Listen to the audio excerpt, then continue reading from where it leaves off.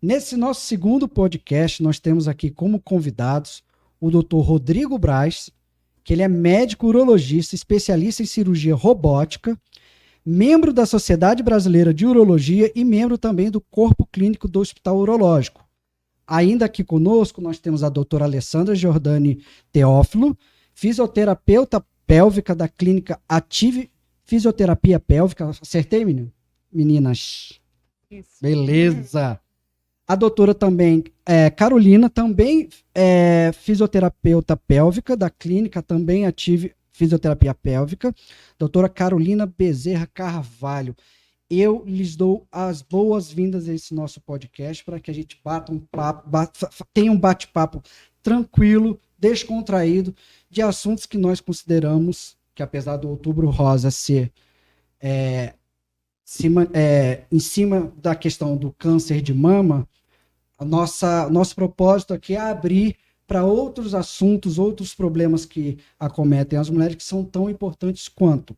Não querendo parecer, obviamente, oportunistas, mas a gente quer que os cuidados, no mês dos cuidados das mulheres, ela tenha o máximo de cuidado, o máximo de informação possível de assuntos e de problemas que acometem ela, que ela possa vir a ser tratada. Vamos começar então com o doutor Rodrigo Braz. Doutor Rodrigo, eu posso fazer essa pergunta para vocês todos, que eu queria saber de vocês. Por que vocês escolheram as áreas que vocês atuam? Começando pelo doutor. Doutor Rodrigo, por que a urologia? Bem, primeiro eu quero agradecer o convite de vocês aí, o convite. Nós que agradecemos por vocês estarem aqui nesse sabadão. Meus colegas aqui, as fisioterapeutas, que são minhas parceiras de trabalho, eu direciono muitos pacientes à clínica Ative. E se a gente for falar sobre o câncer de mama, né? O câncer de mama é uma doença que tem um diagnóstico de mais ou menos 66 mil novos casos por ano, né? Então, por isso é muito caso, né? Por isso a importância desse mês, né, voltado para o diagnóstico do câncer de mama. E nós estamos aqui hoje falando exatamente das doenças do público feminino, né? Nós vamos comentar duas doenças aí do público feminino. Bem, falando sobre urologia, por que eu escolhi a urologia, não é isso? Isso. Bem, é interessante que antes de fazer a área médica, eu fiz fisioterapia. Eu estudei fisioterapia, como vocês, eu me formei numa faculdade antiga que tinha em frente ao Hospital Dyer de Brasília, chamado FARPLAC. Na minha época eram 4 anos. E aí eu terminei a fisioterapia, e quando eu terminei a fisioterapia, eu tinha um foco em estudar a área médica, estudar medicina, mas focado na ortopedia. Eu queria ser ortopedista. E aí, o que aconteceu? Eu comecei a faculdade e comecei a acompanhar o serviço de ortopedia, em pronto-socorro e tal. Mas eu fiquei um pouco decepcionado com aquela coisa do gelo, anti-inflamatório, repouso, né? Então, passaram alguns anos e eu comecei a acompanhar um colega lá no Rio de Janeiro, que foi onde eu fiz a minha formação. O nome dele era Genilson. Ele trabalhava com transplante renal e ele era uma pessoa muito acolhedora, um médico que sempre deixava a gente acompanhar as consultas e as cirurgias, e foi aí que eu me apaixonei pela área de urologia. Sem contar que a área urológica é uma área que tem não só a parte clínica, né, ou seja, muita parte clínica para os diagnósticos, acompanhamento, tratamento, e as áreas cirúrgicas são diversas, né? A gente tem toda a parte de endourologia, a parte de tratamento de cálculos renais, nós temos toda a parte de tratamento prostático, né? Hoje com várias técnicas cirúrgicas, com laser, com ressecção transuretral, com roll-up. Temos a parte de cirurgia robótica, que hoje vem avançando muito, uma área que eu sou, vamos dizer assim, uma pessoa interessada nessa área, sou um dos pioneiros. Você é um dos nossos experts. Pois é, sou um dos pioneiros aí da cirurgia robótica em Brasília. Eu fiz minha certificação pela Intuitive em 2019, gosto dessa área. E aí tem a área da urologia feminina, né? Voltada às mulheres, por exemplo, com infecção urinária de repetição, incontinência urinária, as mulheres que chegam ao consultório do urologista com dor pélvica crônica, as mulheres que desenvolvem, às vezes, as doenças de cálculos renais, os problemas de tumores vesicais. Então, o que eu achei interessante da urologia é essa diversidade, essa quantidade enorme de áreas de atuação. Eu acho que foi isso que me fez seguir a área de urologia. Perfeito. E pegando um gancho, doutor, as mulheres, elas procuram mais o tratamento, mais do que os homens. Sim. Esse é um fato. É fato. E ainda há uma confusão, não sei se diretamente no seu consultório, de que o ginecologista é para a mulher o que o urologista é para o homem. Mas nós sabemos que a urologia, pelo fato de cuidar do aparelho urinário, isso nós homens e mulheres temos em comum, ainda há essa confusão? Ou essa confusão é do homem mesmo? Ou a pessoa tem que estar muito desinformada hoje, a questão de confundir isso, né? Isso realmente acontece bastante, que na verdade o ginecologista é o médico que a mulher procura, né? É o médico Certo. da mulher, né? E o médico do homem realmente é o urologista, tem o foco na especialidade. Mas hoje isso está diminuindo, né? As mulheres já estão indo ao urologista por livre demanda, e Legal. procurando a consulta com o urologista, já sabendo que a urologia cuida de alguns problemas, né? Certo. Que a urologia cuida dos casos de incontinência urinária, que a urologia cuida dos casos de infecção urinária de repetição, que a urologia já investiga esse caso, Uhum. essas dores pélvicas crônicas, né? Então, hoje elas já procuram mais urologista. E eu acho que a mulher, sempre teve esse conceito, né, de Uhum. procurar mais o médico. Ela se preocupa mais com a saúde, né? O homem demora mais ao médico. é, Acredito que as mulheres são fatores primordiais na tomada de decisão do homem. Exato, e as Ela mulheres, leva o perfeito, avô, exatamente, né? as mulheres levam os homens à consulta com o urologista. Eu acho que com Uhum. as nossas campanhas aí de conscientização do câncer de próstata e tudo mais, eu acho que os homens estão indo mais ao consultório do urologista. Perfeito. Mas até pouco tempo atrás, a mulher levava o homem ao consultório. E as mulheres acabam se preocupando mais com a saúde, sim. Excelente. Doutora Alessandra Teófilo, por que a sua área, fisioterapia pélvica? Primeiramente, quero agradecer também o convite, a oportunidade de estar explicando aqui sobre a fisioterapia pélvica. Então, eu escolhi essa área, primeiramente eu escolhi a graduação, né, de Perfeito. fisioterapia, e quando estava me formando, no último ano a gente faz estágio em todas as áreas, essa foi uma área que eu me identifiquei muito. Eu gostei muito, inclusive até por ter tratamentos mais rápidos, né? Porque na fisioterapia neurológica, por exemplo, a gente às vezes ficava meses, anos com os Uhum. pacientes, às vezes para ter um resultado muito lento e devagar. Então, a fisioterapia pélvica, uma das coisas que me motivou a querer seguir nela é um resultado assim mais rápido. Isso é muito motivador para o atendimento de consultório. Muito parecido, meu caminho foi muito parecido com o Dr. Rodrigo, né? Eu entrei na fisioterapia primeiro pensando em reabilitar crianças, né? Eu pensei, gente, eu vou fazer para pediatria. Depois Uhum. eu entrei, aí eu me apaixonei pela área do esporte, pela desportiva. Atuei um pouco nessa área da Perfeito. desportiva, e aí eu fui começando a conhecer outras demandas de algumas mulheres que eu atendia, algumas atletas que eu atendia, inclusive CrossFit, corrida, né? Então eu CrossFit. comecei a perceber essas mulheres a incontinência urinária, que foi o que me deu acendeu a minha lâmpada ali, né, o meu alerta. Eu falei, caramba, né, olha só, essas mulheres, elas têm incontinência urinária e a gente precisa tratar essas mulheres. E aí eu comecei a direcionar, né, fui, né, para pós-graduação, fui para, né, mais essa área especializada mesmo do assoalho pélvico, né? Então fui para fisioterapia pélvica e hoje eu sou muito feliz nessa área, sou encantada, amo de paixão mesmo, trato meus pacientes, né, homens e mulheres, com muito carinho e muita humanização, né? Então, Aí, Paulão, a gente acertou nos convidados, todos eles amam o que fazem, né? Todos eles amam o que fazem, então acertamos. Então, sim, o sim. cachê vai aumentar, viu, gente? Interessante, você falou da questão do CrossFit, né? Uhum. O doutor aqui nos nossos bastidores, ele levantou essa questão por ser um esporte de, como a doutora também falou, muito impacto. Muito impacto, isso. Fala um pouquinho mais para a gente dessa questão do impacto e por que que isso na urologia influencia. Você recebe provavelmente no seu consultório, né, doutor? Mulheres que são esportistas, que fazem crossfit ou outros exercícios e apresentam algum problema como incontinência urinária. Queria que vocês falassem para mim qual é realmente o impacto disso.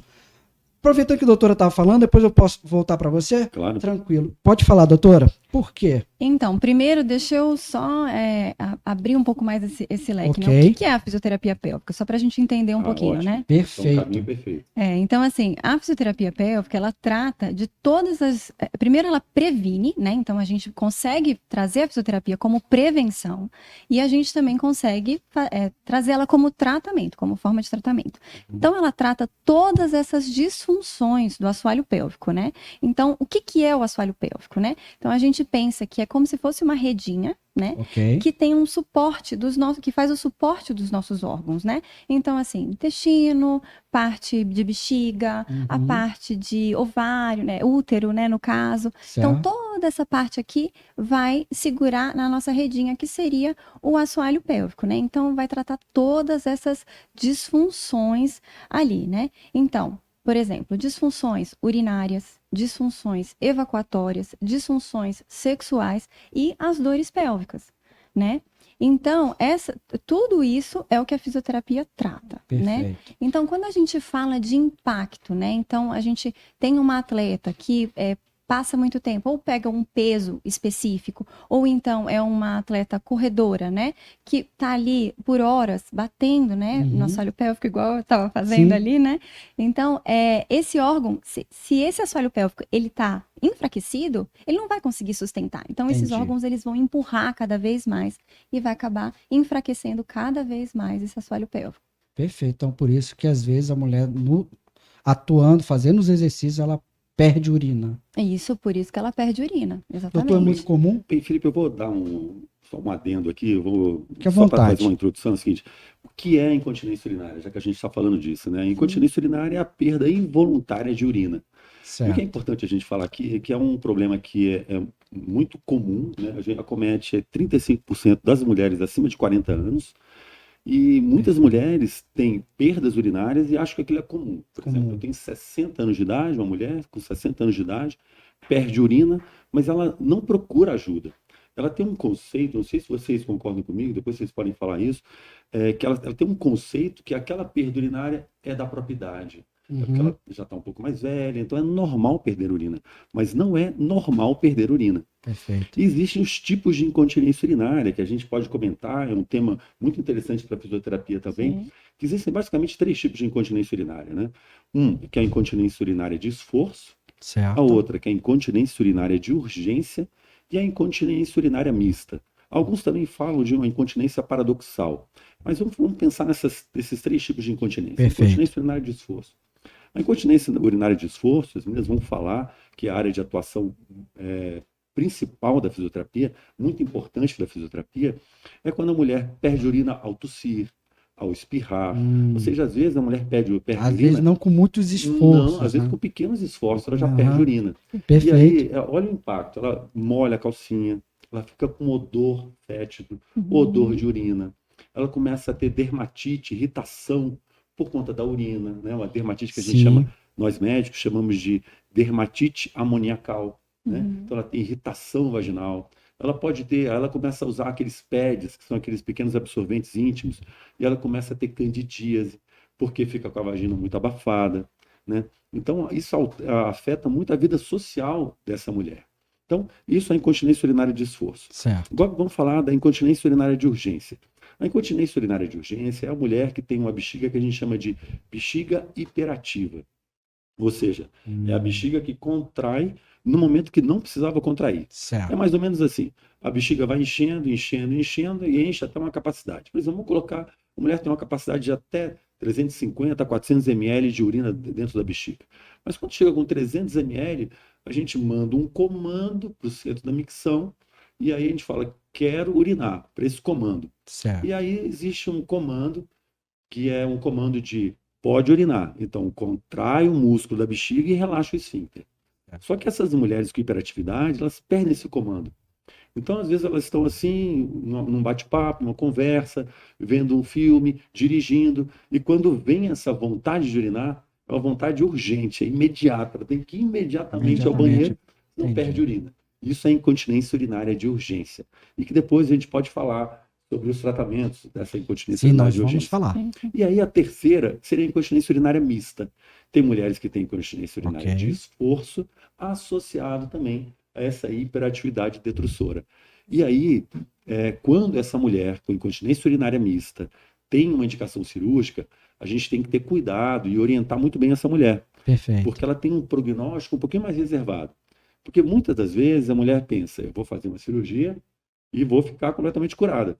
Só que a cirurgia, por exemplo, seria para o tratamento da incontinência urinária de esforço. E ela, às vezes, tem que manter o uso de uma medicação para controlar essa bexiga hiperativa. Entendi. No caso dessas mulheres com incontinência urinária mista.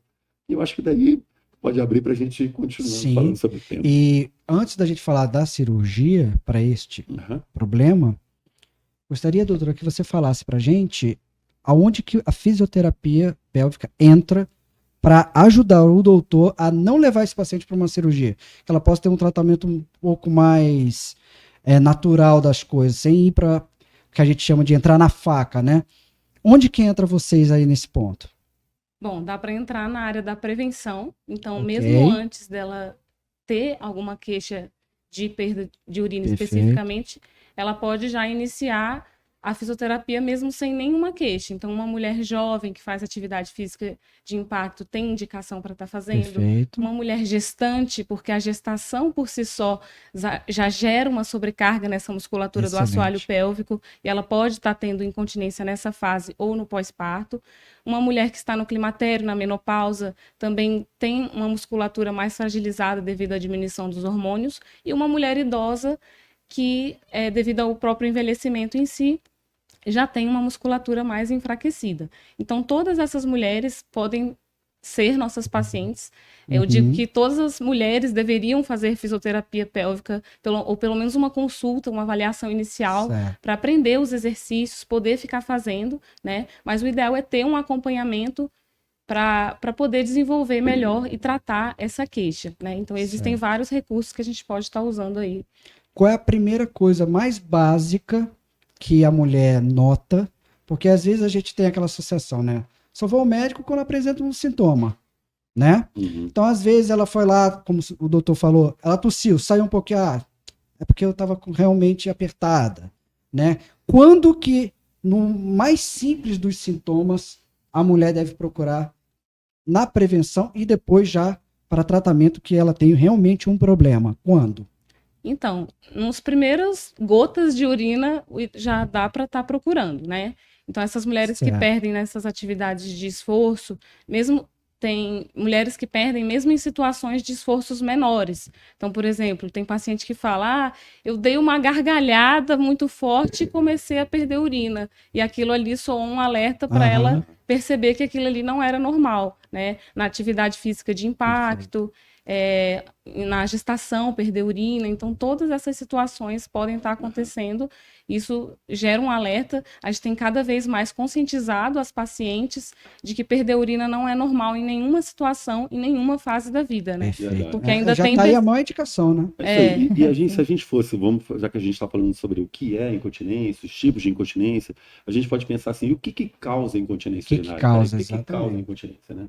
Quais são os fatores predisponentes para incontinência urinária? Então a gente tem vários, a gente pode citar obesidade, né? À medida que a mulher fica obesa, né? Aumenta o peso sobre os órgãos pélvicos aí e tende uma predisposição.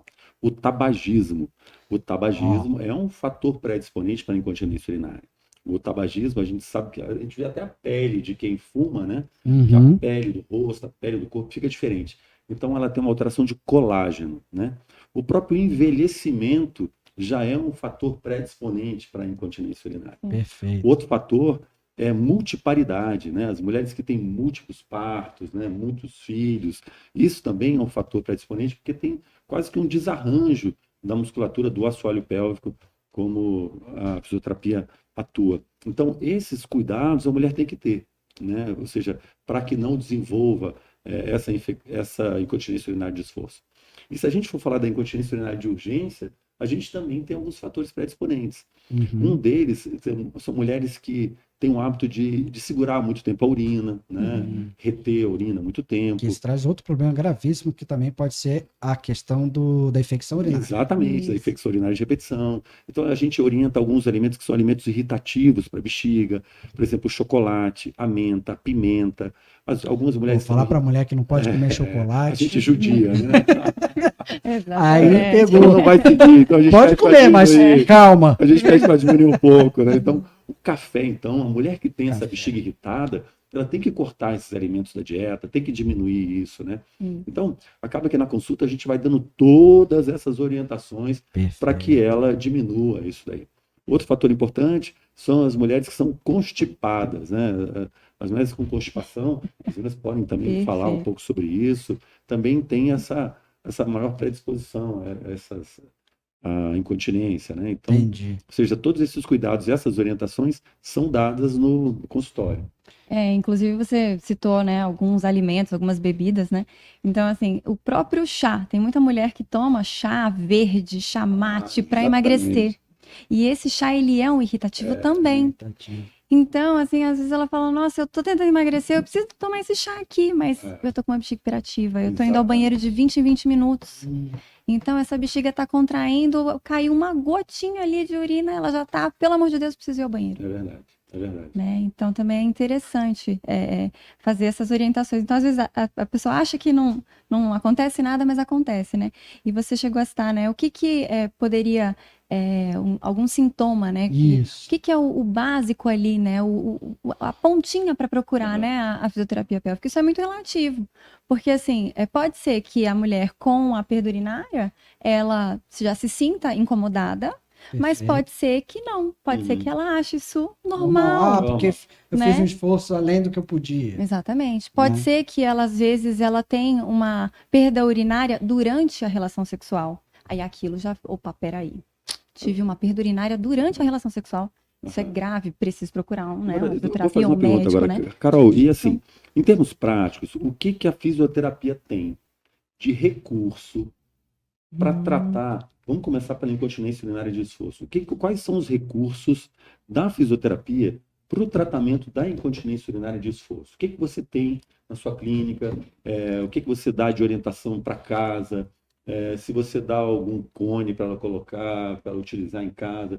Quais são essas orientações e quais são os recursos que você tem? Uhum. Então, assim, se a gente for pensar em cone vaginal, o cone já é, assim, fase lá pro Avançada. final, avançadíssima, né? Uhum. Então, quando esse assoalho pélvico já tá, assim, bonitinho, perfeito, fortalecido, né? Percepção corporal, maravilhoso. Aí a gente já pensa em carga, né? Igual a musculação ali, Uhum. né? Porque o nosso músculo é um músculo normal, igual o bíceps. Sim. Se eu não trabalho o meu bíceps, ele vai ficar fraco. Se eu não trabalho o meu assoalho pélvico, ele também vai ficar fraco. Uhum. Só que aí, já vou entrar aí nessa parte dos recursos, né? Tranquilo. Mas quando você fala de incontinência, né? Ou então, às vezes, tem essa perda urinária na relação sexual, isso também pode ser por conta de dor, né? E quando a gente pensa também nessa dor, a gente pensa a musculatura está contraída.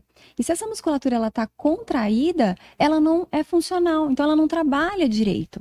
Né? Então a gente precisa também trabalhar aí com essa dor, né? Então pensando ali nos recursos, né, que você me perguntou, Isso. são vários, Uhum. né? Então a gente tem ali os dois, a gente chama, né, os dois queridinhos, carro-chefe, né? Os dois Uhum. queridinhos da fisioterapia, né? Que é a neuromodulação, a eletroterapia, né? Que ele vai de uma forma bem geral, né? Ele vai fazer com que os órgãos, né? Que ele vai ser estimulado, ele estimula os Certo. órgãos e ele faz com que esses órgãos, ele volte à função normal dele. Então, se eu tenho essa bexiga, que ela tá, às vezes, essa paciente demora muito tempo para fazer xixi, então ela deixa a bexiga muito estendida, né? Ou então, se eu tenho essa paciente que está indo ali de hora em hora, né? Ela não aproveita essa complacência da bexiga. Então, ela não está funcionando de forma legal, né? Então, a gente faz a neuromodulação, faz com que essa complacência da bexiga, ela volte a ter essa funcionalidade, né? De Certo. origem, que a gente fala, e aí a gente consegue melhorar essa rotina, né, miccional dessa paciente. Então, neuromodulação, eletroestimulação, queridinho ali da fisioterapia. Além do biofeedback. Pronto, então vamos supor que eu sou leigo, eu não sei de nada, não conheço essa Eu tô fazendo papel de leigão. neuromodulação, a gente não conhece, eu não conheço. Como é colocado? São eletrodos, é para estimular o quê? Qual nervo que você estimula? Como funciona? Onde você coloca? Como é que é? Então, a gente... você quer falar também? Pode falar. Então, a neuromodulação a gente coloca, né, na parte das costas, né, que a gente chama de parasacral, e a gente coloca próximo ao maléolo também, né, que a gente chama de tibial anterior. Então, a gente estimula esse nervo, né, que passa ali da bexiga, e estimulando esse nervo, a gente consegue melhorar essa funcionalidade. Né? Isso, aí esse estímulo, ele ajuda muito a inibir essas urgências, né? Então, essa paciente que tem esse desejo, assim, imperioso de urinar, vai aos poucos, vai modulando a bexiga e ela vai conseguindo controlar, associado com os exercícios, né? Que os exercícios, o nosso carro-chefe é o biofeedback, né? Biofeedback. Biofeedback. Aham. Que é um equipamento que ele, através de adesivos de superfície, que são posicionados na região do períneo, dá para fazer um treinamento dessa musculatura em específico. Então, Entendi. é fantástico fazer o tratamento do assoalho pélvico com esse equipamento, porque ele tem a opção de não ser invasivo, então que fica mais confortável para o paciente. E o paciente, ele monitora numa tela a contração, o relaxamento, o repouso, o tônus do repouso se está adequado, a sustentação, como é que está. Então, ele entende como é que está a musculatura dele e eu vou explicando como é que tem que ficar para melhorar. Então, gera muita consciência para o paciente estar percebendo melhor como que ele consegue evoluir nesse tratamento, né? Então acaba que esse estímulo ele não precisa ser colocado, por exemplo, no interior da vagina, né? Ele não precisa ser Nem invasivo. sempre, né? Ele pode ser colocado fora, é isso? Sim, Seja, sim. quando você chama de não invasivo, não é isso? Isso. Perfeito. Aham. Algum Perfeito. caso em que não tem cura, não tem solução para o problema de incontinência urinária, doutor? Antes da gente falar da questão cirúrgica, Aham, existe algum caso que, ó, esse é o tipo de coisa que acontece, aham. infelizmente não tem volta. A pessoa vai ter esse problema para sempre, ou não tem. Bem, então, falando sobre tratamento, nós temos a fisioterapia. A Certo. fisioterapia é o nosso braço direito, a nossa principal aliada De no extrema tratamento da importância para o incontinência urinária. tratamento. E eu vou comentar alguns outros tratamentos, que é algo que a gente pode lançar a mão na tentativa de melhorar essa paciente.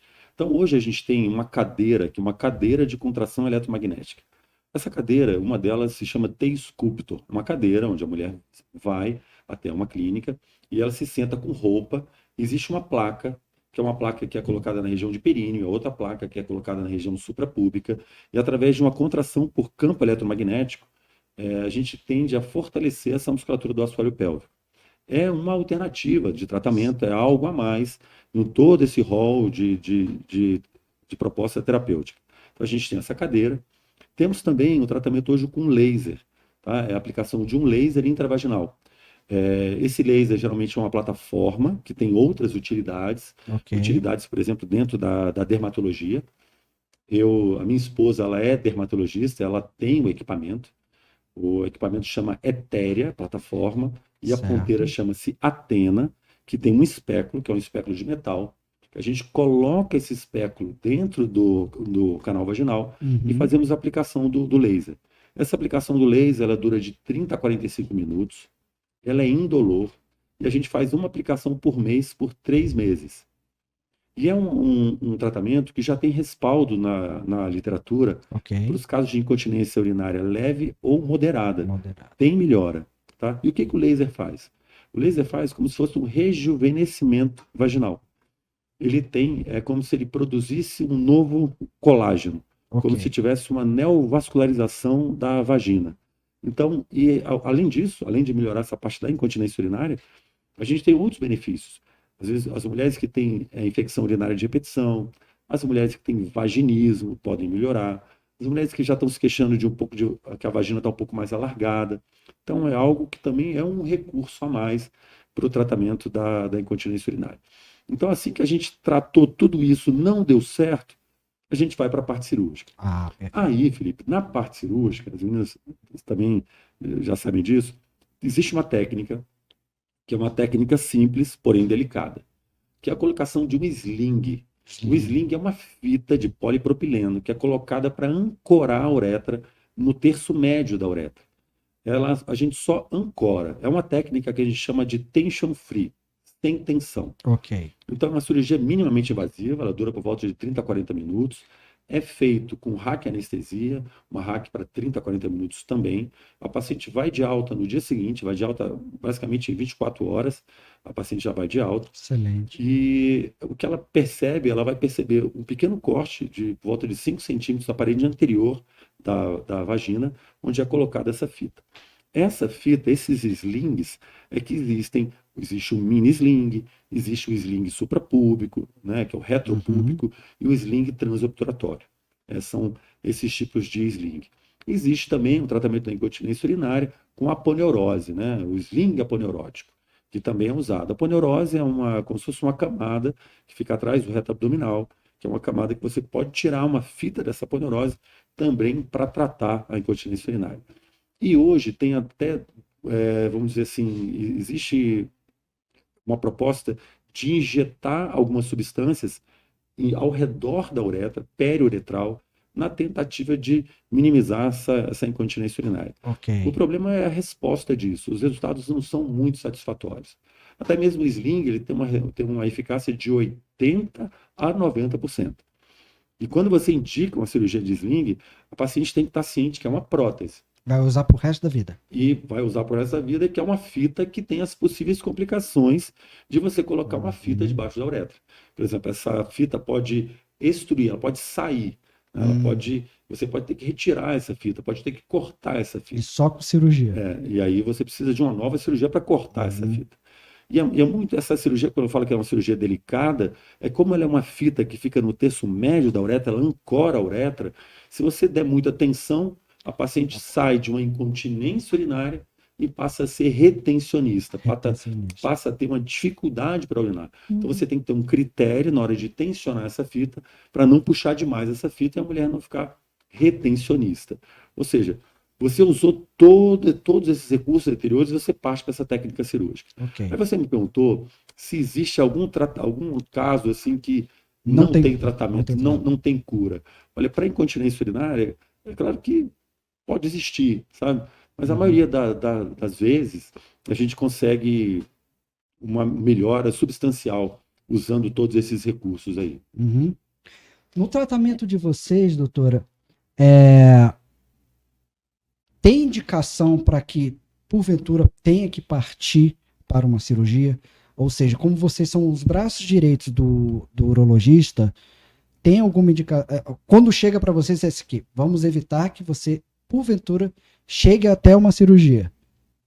Faz parte do tratamento ou o tratamento é o mesmo, independente do grau do problema, por exemplo? Bom, o ideal é, a princípio, tentar evitar a cirurgia, né? Então, se a paciente conseguir fazer e melhorar com as sessões e, porventura, não precisar de outros recursos cirúrgicos, laser, porque muitas pacientes conseguem ter um resultado satisfatório fazendo apenas a fisioterapia pélvica, é o melhor dos mundos, né? Que ela, uma forma mais natural, que ela aprende a fortalecer e consegue ter um resultado satisfatório. Mas existem realmente alguns casos em que a paciente não obtém aquele resultado satisfatório que ela gostaria. Que não é o erro de vocês, que não tem nada a ver com a indicação do tratamento. Foi porque realmente, infelizmente, para ela não atende mais isso. Entendi. Então a paciente ela tem que entender que ela vai tentar a fisioterapia, observar o resultado que ela vai ter. Se ela não melhorou o suficiente, às vezes é necessário que ela complemente com uma dessas outras técnicas aí que podem, porventura, ser necessárias. Quanta coisa boa, doutor. Quanta coisa. E lembrando também que quando a gente fala de assoalho pélvico, né, e sobre essas técnicas, né, esses recursos todos que o doutor Rodrigo mencionou, é importante a gente dizer que a fisioterapia, ela avalia esse assoalho pélvico. Então, quando a gente avalia esse assoalho pélvico, não quer dizer que necessariamente esse assoalho pélvico ele está fraco. Ele pode ser um assoalho pélvico muito tenso. Então, se ele é muito tenso, novamente o músculo, ele não vai ser um músculo funcional.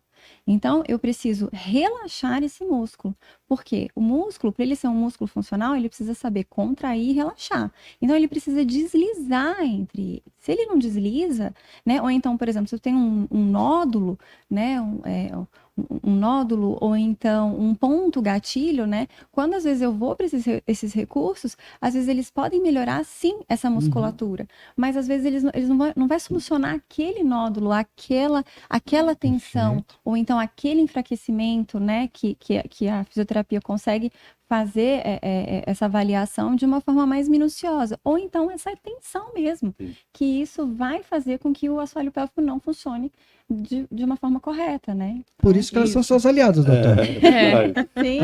Por isso. Eu queria comentar, Felipe, a gente falou sobre o tratamento da incontinência urinária de esforço. Eu queria comentar um pouco sobre o tratamento da incontinência urinária de urgência. O tratamento de urgência. Né? Eu vou falar e depois vocês podem falar quais os recursos da fisioterapia para a incontinência urinária de urgência. Antes de entrarmos na de urgência, que é urgente mesmo para falar, quando a gente fala de repetição, é um problema crônico? É porque ela teve mais de uma vez ou ela vai ter isso pro resto da vida? É uma tendência dela ter isso pro resto da vida. O que significa real o termo de repetição? Isso você está falando para infecção urinária de repetição, é isso? É. Porque a gente sabe que a infecção urinária tem tudo a ver com a questão da bactéria e a questão de você não conseguir reter essa urina e ficar com o ambiente bastante sujo ou não poder trocar, não poder, né, fazer higiene pessoal naquele momento.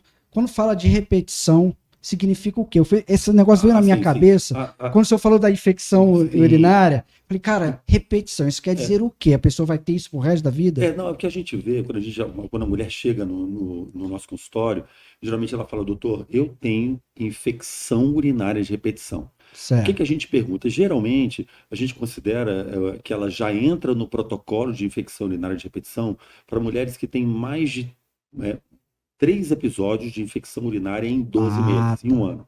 Ou seja, se a mulher que está na minha frente, ela teve uma infecção urinária em um ano, ok, eu vou tratar aquele caso, vou orientar, mas eu não vou ter que entrar com todo um protocolo, todo um rol de tratamento para infecção urinária de repetição. Agora, quando a mulher me fala, doutor, esse episódio é o meu 4º episódio de infecção urinária esse ano.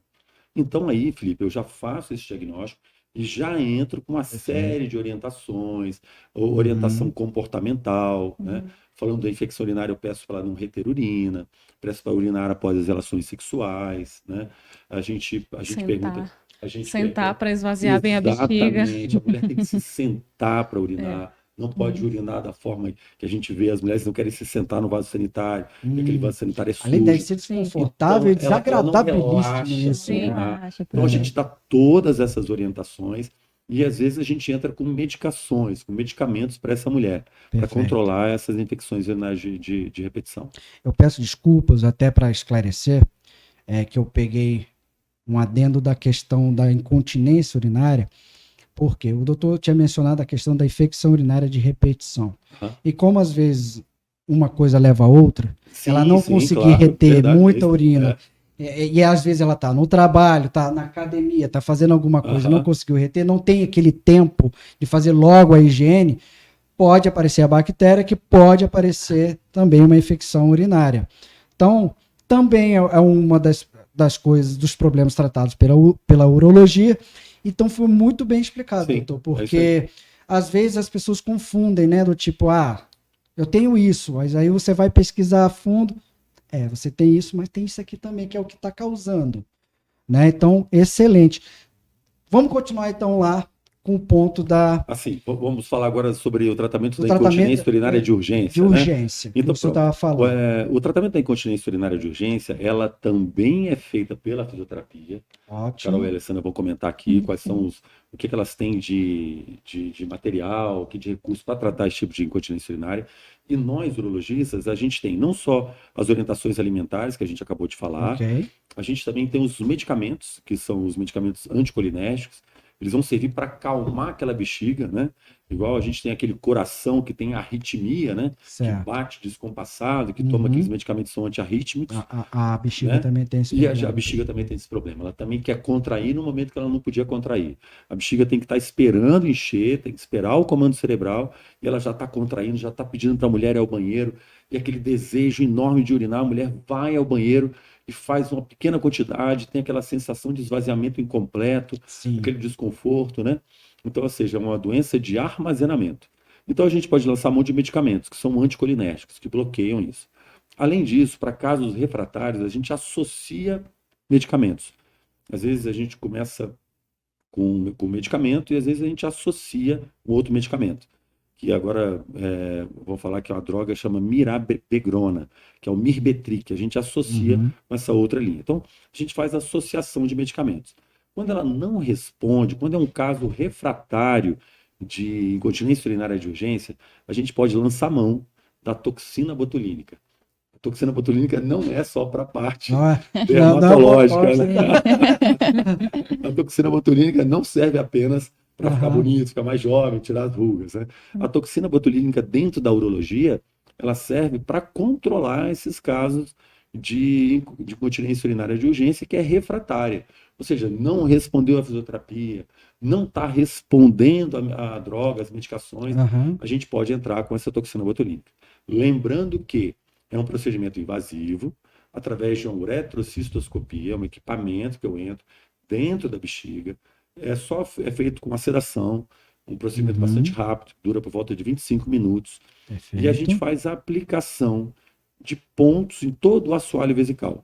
Tá? A gente faz a aplicação de pelo menos 30 pontos. Cada ponto a gente aplica por volta de 1 ml. E geralmente a gente aplica de 200 unidades a 300 unidades da toxina botulínica, né? Toxina botulínica tipo A.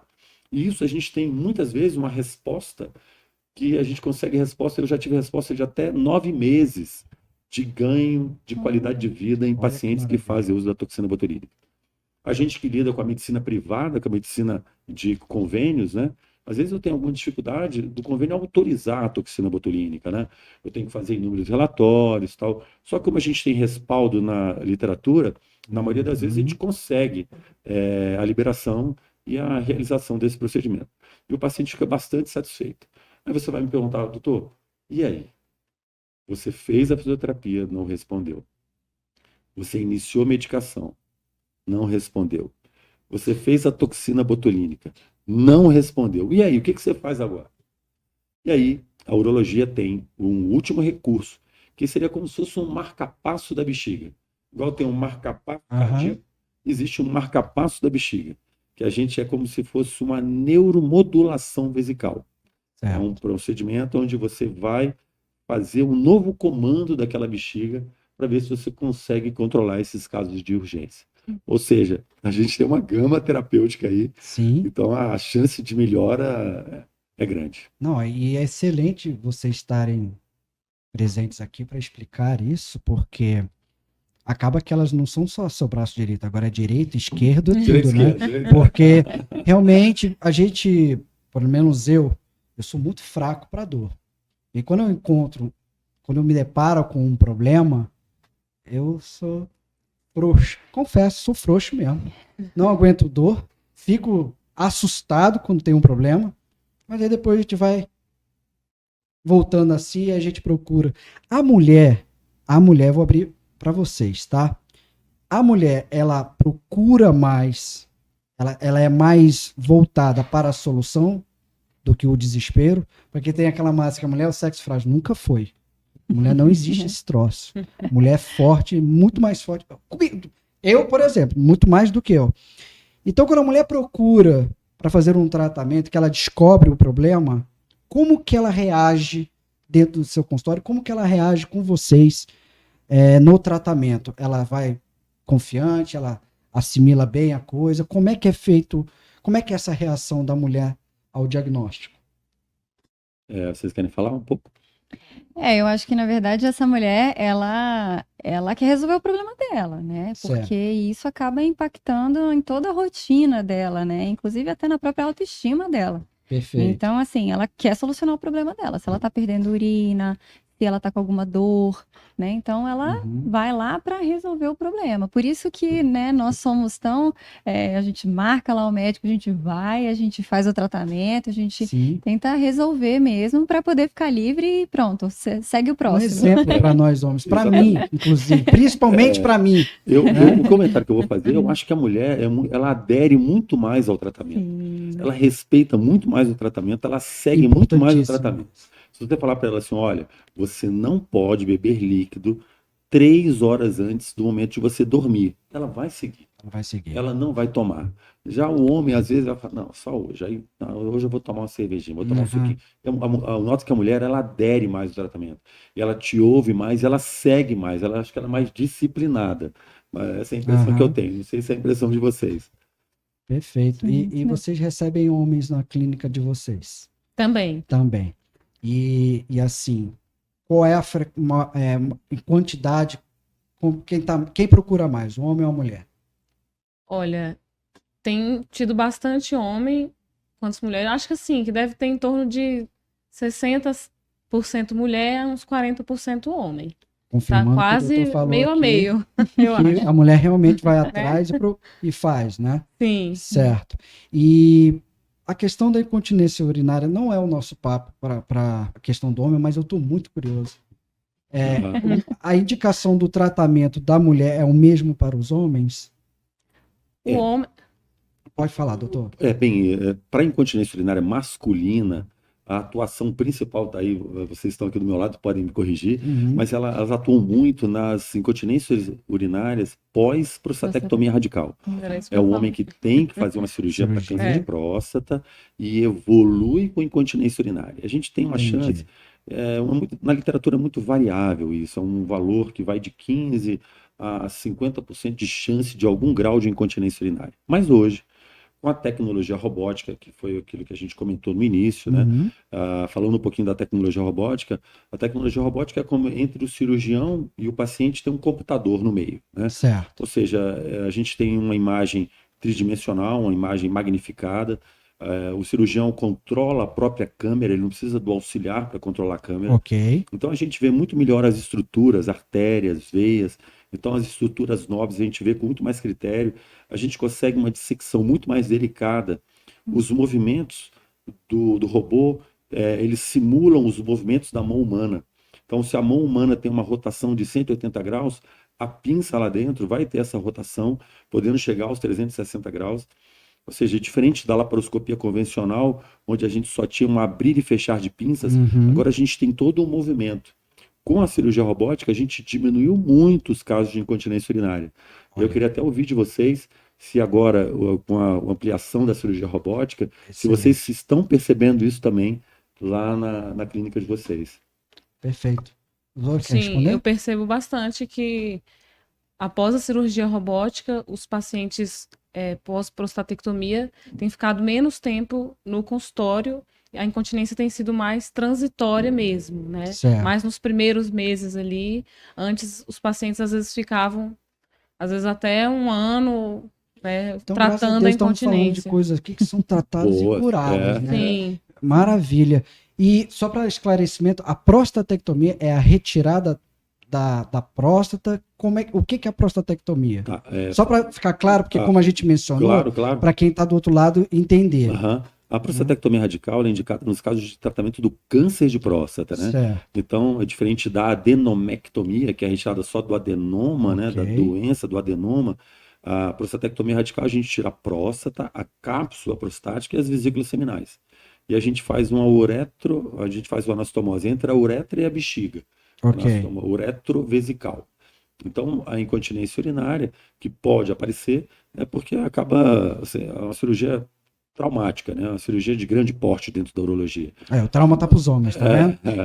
Mas, Trauma tá pros homens. mas a vantagem é que o homem hoje ele não está condenado, assim. Sim. Você vai ser. Eu tenho inúmeros depoimentos de pacientes meus operados por cirurgia robótica, onde eles estão secos, ficam secos, a maioria deles estão secos. É Perfeito. muito difícil a gente ter hoje um paciente com incontinência urinária grave. A gente pode ter um ou outro que perde alguma coisa quando tosse, quando espirra, mas a maioria fica seco. Então veio ao benefício. Mas é uma cirurgia, vamos dizer assim, agressiva. Mas o paciente não está condenado a ter a incontinência urinária. Perfeito. Então, o que eu gostaria de perguntar nesse momento, quebrando um pouco para a gente continuar. Eu queria ver com vocês, então, o seguinte: eu vejo como muito importante essas campanhas, tipo Outubro Rosa para o câncer de mama, o Novembro Azul para o câncer de próstata. E eu vejo como muito importante a gente abrir isso mesmo para outros cuidados, né? Pegando um gancho, já que a gente do marketing pensa o seguinte: se está todo mundo focado, está falando sobre aquilo, a gente tem que ir onde as pessoas estão vendo, aparecendo e buscando informação, né? Eu queria ver de vocês o seguinte: essas campanhas, Setembro Amarelo para o suicídio, Outubro Rosa para o câncer de mama, Novembro Azul para o câncer de próstata, o que vocês acham da efetividade dessas campanhas? Vocês veem quão importante para vocês, nas áreas de vocês, são essas campanhas? Posso começar com a doutora Alessandra, por favor. essas campanhas são muito importantes porque elas conscientizam a população a buscar ajuda para realmente aquele problema, né? No caso do câncer de mama, a mulher se apalpar, se perceber, fazer os exames de rotina mesmo para ver se tem alguma Perfeito. coisa alterada. O Novembro Azul, que é uma campanha que tenta tirar esse tabu em torno que os homens têm Principalmente. do exame de toque, do exame o receio de ir ao médico e descobrir alguma coisa, Exato. medo de ficar com a incontinência após uma cirurgia, Uhum. né? Então, tudo isso tenta desmistificar e mostrar que tratando do início, descobrindo quanto mais cedo possível, melhor o tratamento e melhor os Que resultados. o foco nosso aqui é a prevenção, principalmente, né? Então, na urologia tem a prevenção, na área de vocês da fisioterapia pélvica também tem a prevenção.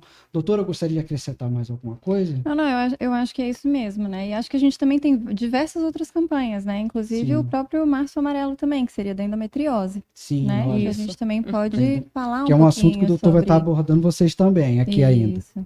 Então, assim, eu acho que a campanha realmente é trazer esse alerta mesmo para a população, né? Você já se cuidou? Não se cuidou? Então, acho que está no momento ali, né, de você ir atrás, né, de um médico, né, Isso. de alguém da área da saúde para você, né, ir fazer um tratamento, né, e direcionar, né, tudo isso. Então, é importante trazer esse alerta mesmo. Doutor? Bem, eu concordo, acho que essas campanhas são muito importantes. Falando do câncer de mama, né, a gente tem 66 mil novos casos, novos diagnósticos de câncer de mama por ano, Por né? ano. Então, ou seja, é a principal doença, principal câncer feminino, né, o câncer na Sim. mulher, o câncer de mama, então é de extrema importância. E o câncer de próstata também, só perde para o câncer de pele não melanoma, é muito comum o câncer de próstata também. Então, essas campanhas são fundamentais. E o aumento, a procura, aumenta em 33% as consultas, né? No consultório, tanto do ginecologista quanto do urologista, Uhum. a gente tem um aumento de quase 33%, assim. Olha Então, é só. grande a procura, é ótimo, ou seja, o urologista que se ausenta do consultório no mês de novembro, ele vai perder muitos pacientes, ele vai deixar de fazer muitos diagnósticos. E se a gente for falar dessas campanhas, a gente acabou de sair de uma pandemia, né? E os pacientes não foram às consultas, eles não fizeram os diagnósticos. Então, o que eu percebi após a pandemia foi uma avalanche de diagnósticos, uma avalanche de pacientes chegando no consultório urológico com queixas. Uhum. E a vantagem é, quando você faz essas campanhas preventivas, é o diagnóstico precoce. É tratar precocemente uma doença. Certo. Uma mulher que descobre precocemente um câncer de mama, a chance de tratamento é muito maior. Igual, isso falando do câncer de próstata, é a mesma coisa, né? O câncer de próstata, ele é assintomático, né? Quando ele tem algum sintoma, que ele também já é um caso, é uma doença que às vezes não tem tratamento. Então, a procura da prevenção, a gente consegue diagnosticar precocemente e a chance de cura aumenta muito. Aumenta muito. Eu tive, na questão do câncer de próstata, só uma brincadeirinha aqui. Tive um urologista muito próximo a mim, que fui tirar aquela dúvida com ele. É verdade que o tomate evita câncer de próstata? Ele estava almoçando, ele parou, olhou para mim e falou: claro, se você comer caminhões de tomate todos os dias, com certeza. Então, cuidado com o Dr. Google, cuidado. Então, acho que a questão dessas campanhas vem para, além de alertar, informar, prevenir, tem a questão também o seguinte: não é só no mês, né? Exatamente, não é só no pro mês de resto da outubro, vida. perfeito. Ele só serve para, Pra te existe um mês para alertar, falar sobre exatamente, isso. Mas os cuidados são para sempre, Pra né? sempre, exatamente. E essa questão do pós-pandemia, doutor, a mulher, como ela já procura mesmo os tratamentos, ela teve esse tipo de comportamento também? Quando ela saiu a pandemia, voltou quase um semi-normal, ela foi a campo para se cuidar? Ou ela teve a mesma atitude do homem? Não, ainda estou com medo, ainda não vou fazer, não é o momento de voltar a um tratamento agora. Como é que foi esse Bem, eu percebi pós-pandemia? o retorno de mulheres e homens ao consultório. Avassalador, sim. Foi sim, o número de diagnósticos foi surpreendente. Passou a pandemia, as pessoas falam assim: agora eu Agora posso ir ao médico com Eu segurança. vou, com certeza, então. Isso. Para vocês também? Também. A gente também, Coisa? sim. Graças a Deus. Bom que as pessoas estão. Voltando. Voltando. É. Exatamente, porque, por exemplo, eu não sei como foi nas outras especialidades, mas na especialidade de urologia, a gente bateu muito na questão de que, tipo, por sermos o único hospital de urologia no Distrito Federal, em Brasília, mesmo durante a pandemia, você não precisa parar o seu tratamento, porque por ser um hospital de especialidade, é óbvio que o índice de contaminação, de ter alguém com Covid ali naquele momento, ele é um pouco mais reduzido do que você correr para um pronto-socorro, para outros hospitais que tem um volume, além do volume maior, outras expectativas, outras doenças ali que estão preocupados em buscar o tratamento ou o diagnóstico. Então, assim, para a urologia, a gente fez um trabalho de que, cara, pode vir, a gente está preparado para prevenir o seu problema e prevenir de você não adquirir. É óbvio que é um caso onde você estava aglomerado de gente, você correria um certo risco, mas o risco menor. Como foi lá para vocês durante a pandemia e o desfecho da pandemia? Como é que foi para vocês lá, doutora? Eu acho que teve sim, né, uma diminuição, né? Então as pessoas ainda não sabiam, né, como que, né, era essa pandemia, né? O que estava acontecendo, né, de verdade. Então acho que isso trouxe um certo pânico, né? Realmente a questão do Sim. isolamento, né? Então teve uma queda realmente de demanda, né, de procura, porque as pessoas estavam com muito receio de sair, né, de casa. Mas depois, né, que tudo, já ficou um pouco mais calmo, né, e até o término, né, da pandemia, tá tudo realmente voltando ao normal, né? As pessoas estão realmente conseguindo aderir mais ao tratamento, estão saindo mais de casa, né, com mais segurança mesmo. E eu acho que isso também é muito importante para que elas e eles, né, consigam aderir ao tratamento, que se sentem seguros, né, em um ambiente seguro. Né? Eu posso sair, ok, tá tudo certo, eu posso. Mas uma coisa que nos reforça é o seguinte: a pandemia durou meses. E se durante meses a pessoa não pôde ir ao tratamento e agora vai, então agora aproveita essa leva e vai pro resto da vida. Vai se cuidar mesmo, vai buscar a prevenção. E com relação à prevenção, vamos agora falar da famosa endometriose. Doutor, o senhor atende lá no HMIB também, né? No Hospital Materno Infantil de Brasília. Sim, atendo lá.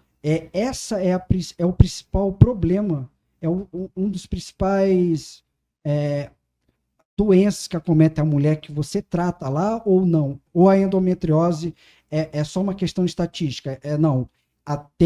Muitas mulheres têm, o diagnóstico é numeroso, mas o que é lá para você no HMIB? O que é a questão endometriose para vocês lá? Não, perfeito. Eu trabalho no Hospital Materno Infantil de Brasília há alguns anos, mas eu trabalho lá como urologista, né? Certo. E quem cuida dessa parte de endometriose é um grupo da reprodução humana. Okay. É um grupo chefiado pelo Dr. Jean Pierre, na parceria de doutora Valéria Leal e também com a fisioterapeuta Carolina, né, que é a esposa de um colega uroginecologista, o Dr. Ricardo. Eu trabalho lá como urologista, eu também atendo essa queixa, né, e eu sou um parceiro deles nas cirurgias, principalmente quando a endometriose acomete o trato urinário. Então, é uma queixa comum lá dentro da instituição pública, né, que represa tudo para lá. Então, eu sou um médico que faço atendimentos urológicos das mulheres com endometriose e faço também os exames de urodinâmica. Agora, eu não sei se você já quer começar a falar o que é endometriose. Eu vou perguntar para as mocinhas, para as mulheres. O que é endometriose, mocinhas? O que é essa parte para vocês? Quanto ela é importante na clínica de vocês? A gente atende, sim, né, endometriose lá na clínica, né? Então, a endometriose ela é uma doença inflamatória crônica, né? Então, muitas vezes, essa doença, ela comete, às vezes, a própria mãe, né? E assim vai por gerações.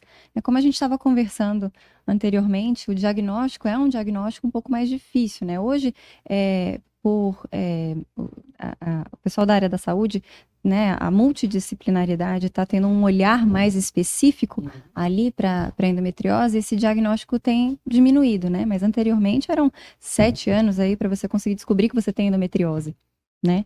Então, é importante a gente trazer essa questão, né, dessa dor crônica, né? Então, por exemplo, lá na clínica a gente trata, sim, como eu já tinha falado, todas essas disfunções, né, que a gente trata em mulheres com incontinência urinária, porque a incontinência urinária pode sim ser algo que a mulher com endometriose, ela pode trazer isso pra gente, Certo. né?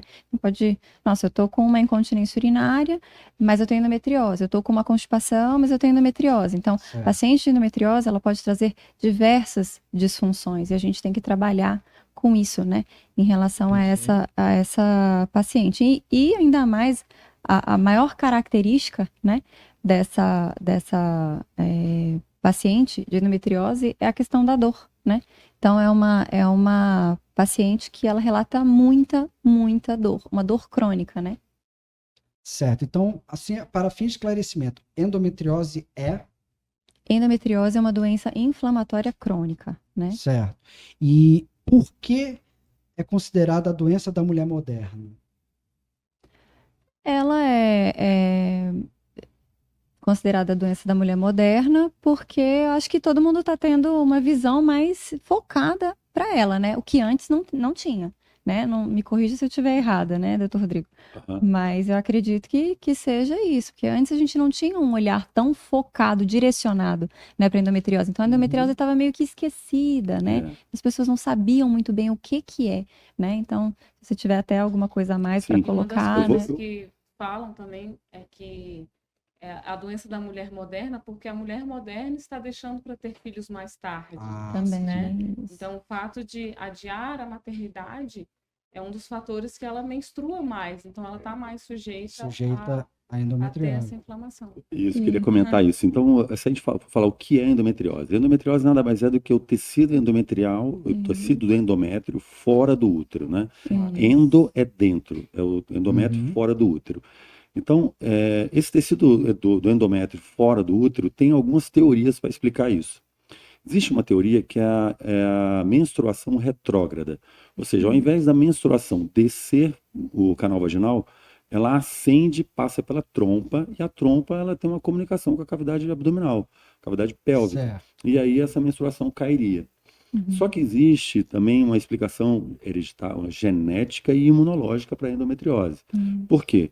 Já foi visto que algumas mulheres têm essa menstruação retrógrada, Ok. mas elas não evoluem para a endometriose.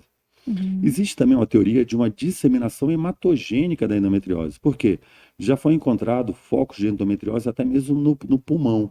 Ou seja, tem muitas coisas para ser esclarecida ainda sobre endometriose. Mas se sabe que é uma doença imunológica, ou seja, uma mulher que tem uma predisposição imunológica e às vezes uma predisposição genética, ou seja, a mãe teve endometriose, a avó teve endometriose e aquela mulher está desenvolvendo endometriose. A endometriose é tão comum que 17% das mulheres no menacme, ou seja, das mulheres que menstruam, têm endometriose. Entendi. Né? E aí, se a gente for falar agora do diagnóstico, é isso. Toda mulher que tem uma dor pélvica crônica, uma dor intensa na menstruação, uma dor que não melhora com analgésicos comuns, essa mulher que tem uma dor no pé da barriga, que fica com a barriga inchada, a mulher que tem episódios de diarreia ou constipação no período da menstruação, a mulher que tem uma dor nos flancos, na região lombar bilateral, uma sensação de peso, a mulher que tem dor à relação, e não é no início da penetração, é quando o pênis, em determinadas posições, onde o pênis avança até ali o colo uterino, mais ao fundo do saco, que tem aquele pequeno trauma ali durante a relação, Entendi. a mulher se queixa de dor, que a gente chama, o nome técnico é dispareunia, né? Ok. Ou seja, tudo isso o médico tem que ter a suspeição. Ele tem que suspeitar que aquela mulher pode ter endometriose. Porque senão é aquilo que a Carol e a Alessandra comentaram. Que, senão, Felipe, essa mulher vai ficar 7 anos sem ter o diagnóstico de endometriose. Exatamente. Então é o tempo, em média, 7 anos. Ou seja, a mulher tem lá 20 anos. Ela começou com a queixa de dor, ela só vai ter o diagnóstico de endometriose em 7 anos. Nossa. Aí por que isso? Porque a maioria dos exames de ultrassom são feitos, o ultrassom transvaginal, sem um preparo intestinal. Então, e às vezes não é feito por um especialista, como a Alessandra estava comentando, não é feito por um especialista em endometriose. Então, se você suspeita, aí você pode me perguntar assim, doutor, tem algum exame de sangue para diagnosticar endometriose? Não. Não. Há tempos atrás, os médicos pediam o CA-125, mas o CA-125 não tem relação com a endometriose, e sim com o câncer de ovário. Então, não, tem um exame sérico, sanguíneo, para detectar a endometriose, e tem os exames de imagem. Primeiro, um exame físico bem feito, né? Ok. A paciente em posição ginecológica, o ginecologista vai tocar essa paciente, ele vai perceber que o útero está aderido. Por que aderido? Porque gera uma inflamação e uma aderência. O útero fica aderido aos ligamentos, o útero pode ficar aderido às alças intestinais, porque é uma inflamação, né? Então, o diagnóstico a gente tem que fazer através de um exame de ultrassonografia com preparo intestinal, que a gente chama de mapeamento de endometriose. A mulher tem que fazer um preparo intestinal, tomando ou Dulcolax ou Muvilax no dia anterior, às 8 da manhã, depois das 14 horas. É extremamente desconfortável, porque ela vai evoluir com muita diarreia, mas a gente precisa desse preparo intestinal. Entendi. Agora, vamos supor, Felipe, que essa mulher que tem essa queixa de dor pélvica, Uhum. seja uma adolescente, sei lá, de 18 a 20 anos, e ela é virgem. Obviamente que você não vai indicar um ultrassom transvaginal. Ok. Aí essa mulher partiria para uma ressonância nuclear magnética pélvica, que é um outro exame que a gente pode lançar mão para fazer esse diagnóstico de endometriose. E falando de por que que a endometriose é uma doença da mulher atual, moderna, é exatamente o que a Alessandra estava comentando. A mulher hoje, Felipe, ela tem que trabalhar, ela tem que se formar, ela tem que Certo. entrar no mercado de trabalho, ela tem que ascender profissionalmente, ela quer ter uma casa, ela quer viajar, Perfeito. para depois ela pensar em ter filhos. E aí acaba que quando você tem um filho, você está gestante, você não menstrua. Quando você vai amamentar, você não menstrua. Se você não menstruar, é como se fosse uma proteção Certo. para não o desenvolvimento da endometriose, né? Isso. Então, a endometriose, como a Carol falou, é uma inflamação. É o endométrio dentro da cavidade causando toda essa inflamação e toda essa dor Entendi. crônica. É porque nós tivemos uma pergunta aqui. Quais mulheres são mais acometidas? Vocês falaram principalmente daquelas mulheres que estão postergando muito a questão de ter o filho, né? Que não vai menstruar mais. Algumas drogas, como o anticoncepcional, tem alguma coisa a ver? Influencia a mulher ter endometriose? Não tem nada a ver? Não tem nenhuma relação?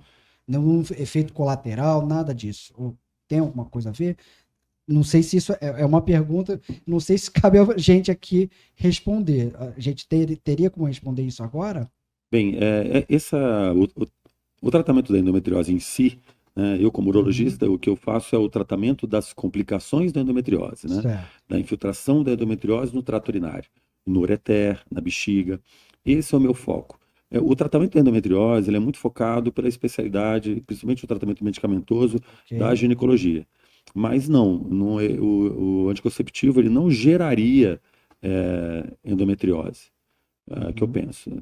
É porque eu penso o seguinte, se a questão é tudo isso da mulher moderna, a mulher moderna com certeza deve ter um tempinho para se relacionar com o namorado, marido, etc. E toma o anticoncepcional e vai continuar menstruando, só não vai fazer a questão do tipo... Eu acho que isso é mais um acompanhamento ginecológico do que propriamente do urologista ou da gente aqui que está abordando a endometriose. Então, eu vou deixar essa pergunta para depois. Só para aproveitar, né? Doutora. Como a endometriose ela tem a ver com o ciclo, né, menstrual, né, que eu até esqueci um pouquinho de citar, né? Por isso que na verdade eu coloquei como uma forma geral, né? Certo. O que traz muito ali da fisioterapia, né? Principalmente essa questão inflamatória, né, dor e tudo. Então, assim, como ela tem a ver com essa fase reprodutiva da mulher, né? Então ela vai acometer mais essas mulheres nessa fase, né? Então, por exemplo, essa mulher que ela usa esse anticoncepcional, como é que é esse anticoncepcional, né? Ele é aquele que tem um intervalo para que essa mulher tenha esse ciclo ou é aquele que ele bloqueia, né, 100%, né, desse ciclo? Então, normalmente, as mulheres com endometriose, elas usam alguns hormônios bloqueadores mesmo, para que não exista esse É ciclo uma interrupção da menstruação, menstrual. perfeito. Exatamente. Então, quando tem essa interrupção da menstruação, faz com que os focos, né, do endométrio, né, ou então até que nem estão localizados, né, como você falou, né, pulmão, a gente vê em diversos locais ali do corpo, para que eles não aumentem e para que eles não inflamem, né? Perfeito. Então, Exatamente. É isso seria aí. isso. É exatamente a interrupção da menstruação, já que a Exato. endometriose é alimentada pelo estrogênio, né? Perfeito. Então você faz essa interrupção da menstruação para impedir que nos períodos menstruais, no ciclo menstrual, todo aquele foco ele se inflame, né? Ou seja, que ele volte a Exato. sangrar, entre aspas. Então, essa interrupção do ciclo menstrual seria uma das formas de tratamento aí da E por isso endometriose. também a questão da gestação, né, que o Dr. Rodrigo Certo. mencionou. Então, quando a mulher ela tá gestante, ela não menstrua. Então, Entendi. essa endometriose ela tende a não crescer, né? Ela tende a não inflamar. E aí, agora você falou de um fator importante, é a infertilidade, né? É a infertilidade Isso, gerada por exato. endometriose, né? A gente sabe que Exatamente. as aderências, às vezes a própria obstrução da endometriose em uma trompa, né? Uhum. Então, as aderências, isso pode ser uma causa de infertilidade. Sim, E sim. quando isso é refratário ao tratamento, essa infertilidade é refratária ao tratamento, às vezes existe a indicação cirúrgica, né? Que é com Sim. um cirurgião especializado em endometriose, que é uma Uhum. cirurgia videolaparoscópica na maioria das vezes, que é para tirar o Exatamente. foco da endometriose. Então, para a gente deixar bastante claro aqui, porque às vezes eu me embolo todo com esse tanto de perguntas que mandam aqui, é como descobrir, assim, como se fosse um passo a passo, como descobrir a endometriose? E tem, ainda complementando, por que é tão longo o tempo de início dos sintomas até chegar no diagnóstico da doença? Acho que o senhor falou sobre isso, né? Então, passo a passo, como descobrir a endometriose? Pronto. A gente chegou a comentar. A primeira coisa é o exame físico. Primeiro é a anamnese, né? Certo. Então a mulher vai te falar, doutor, eu tenho uma dor pélvica muito intensa no período do Ok. meu ciclo menstrual.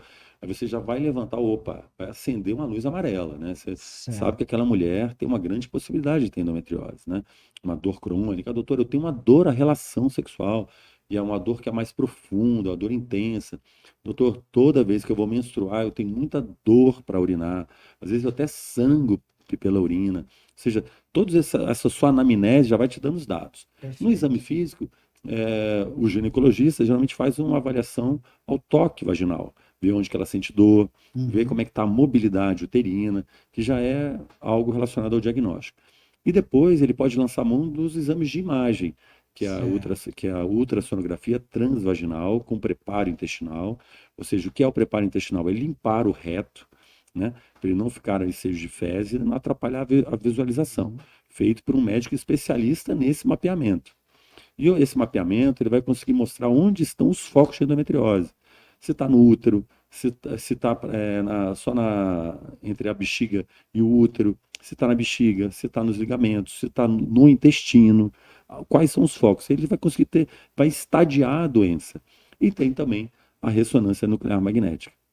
Muitos optam pelo ultrassom, que eles falam que é o exame mais dinâmico e operador dependente. Então, ele consegue ver a dor da paciente, que a paciente está acordada, ela não está sedada, e ele consegue ver, e dói aqui, quando ele passa Sim, o do entendi. transdutor, ele consegue, no próprio exame, ele consegue interagir com a paciente para fazer um diagnóstico mais Perfeito. eficaz. Tem um caso aqui que a pessoa relatou que ela é bastante nova, está na casa entre os 20 e 35 anos, porra, entre 20 e 35. Vamos lá. Ela não quis se manifestar mesmo. Ela falou que no caso dela foi indução da menopausa precoce. Isso existe? Sim. Né?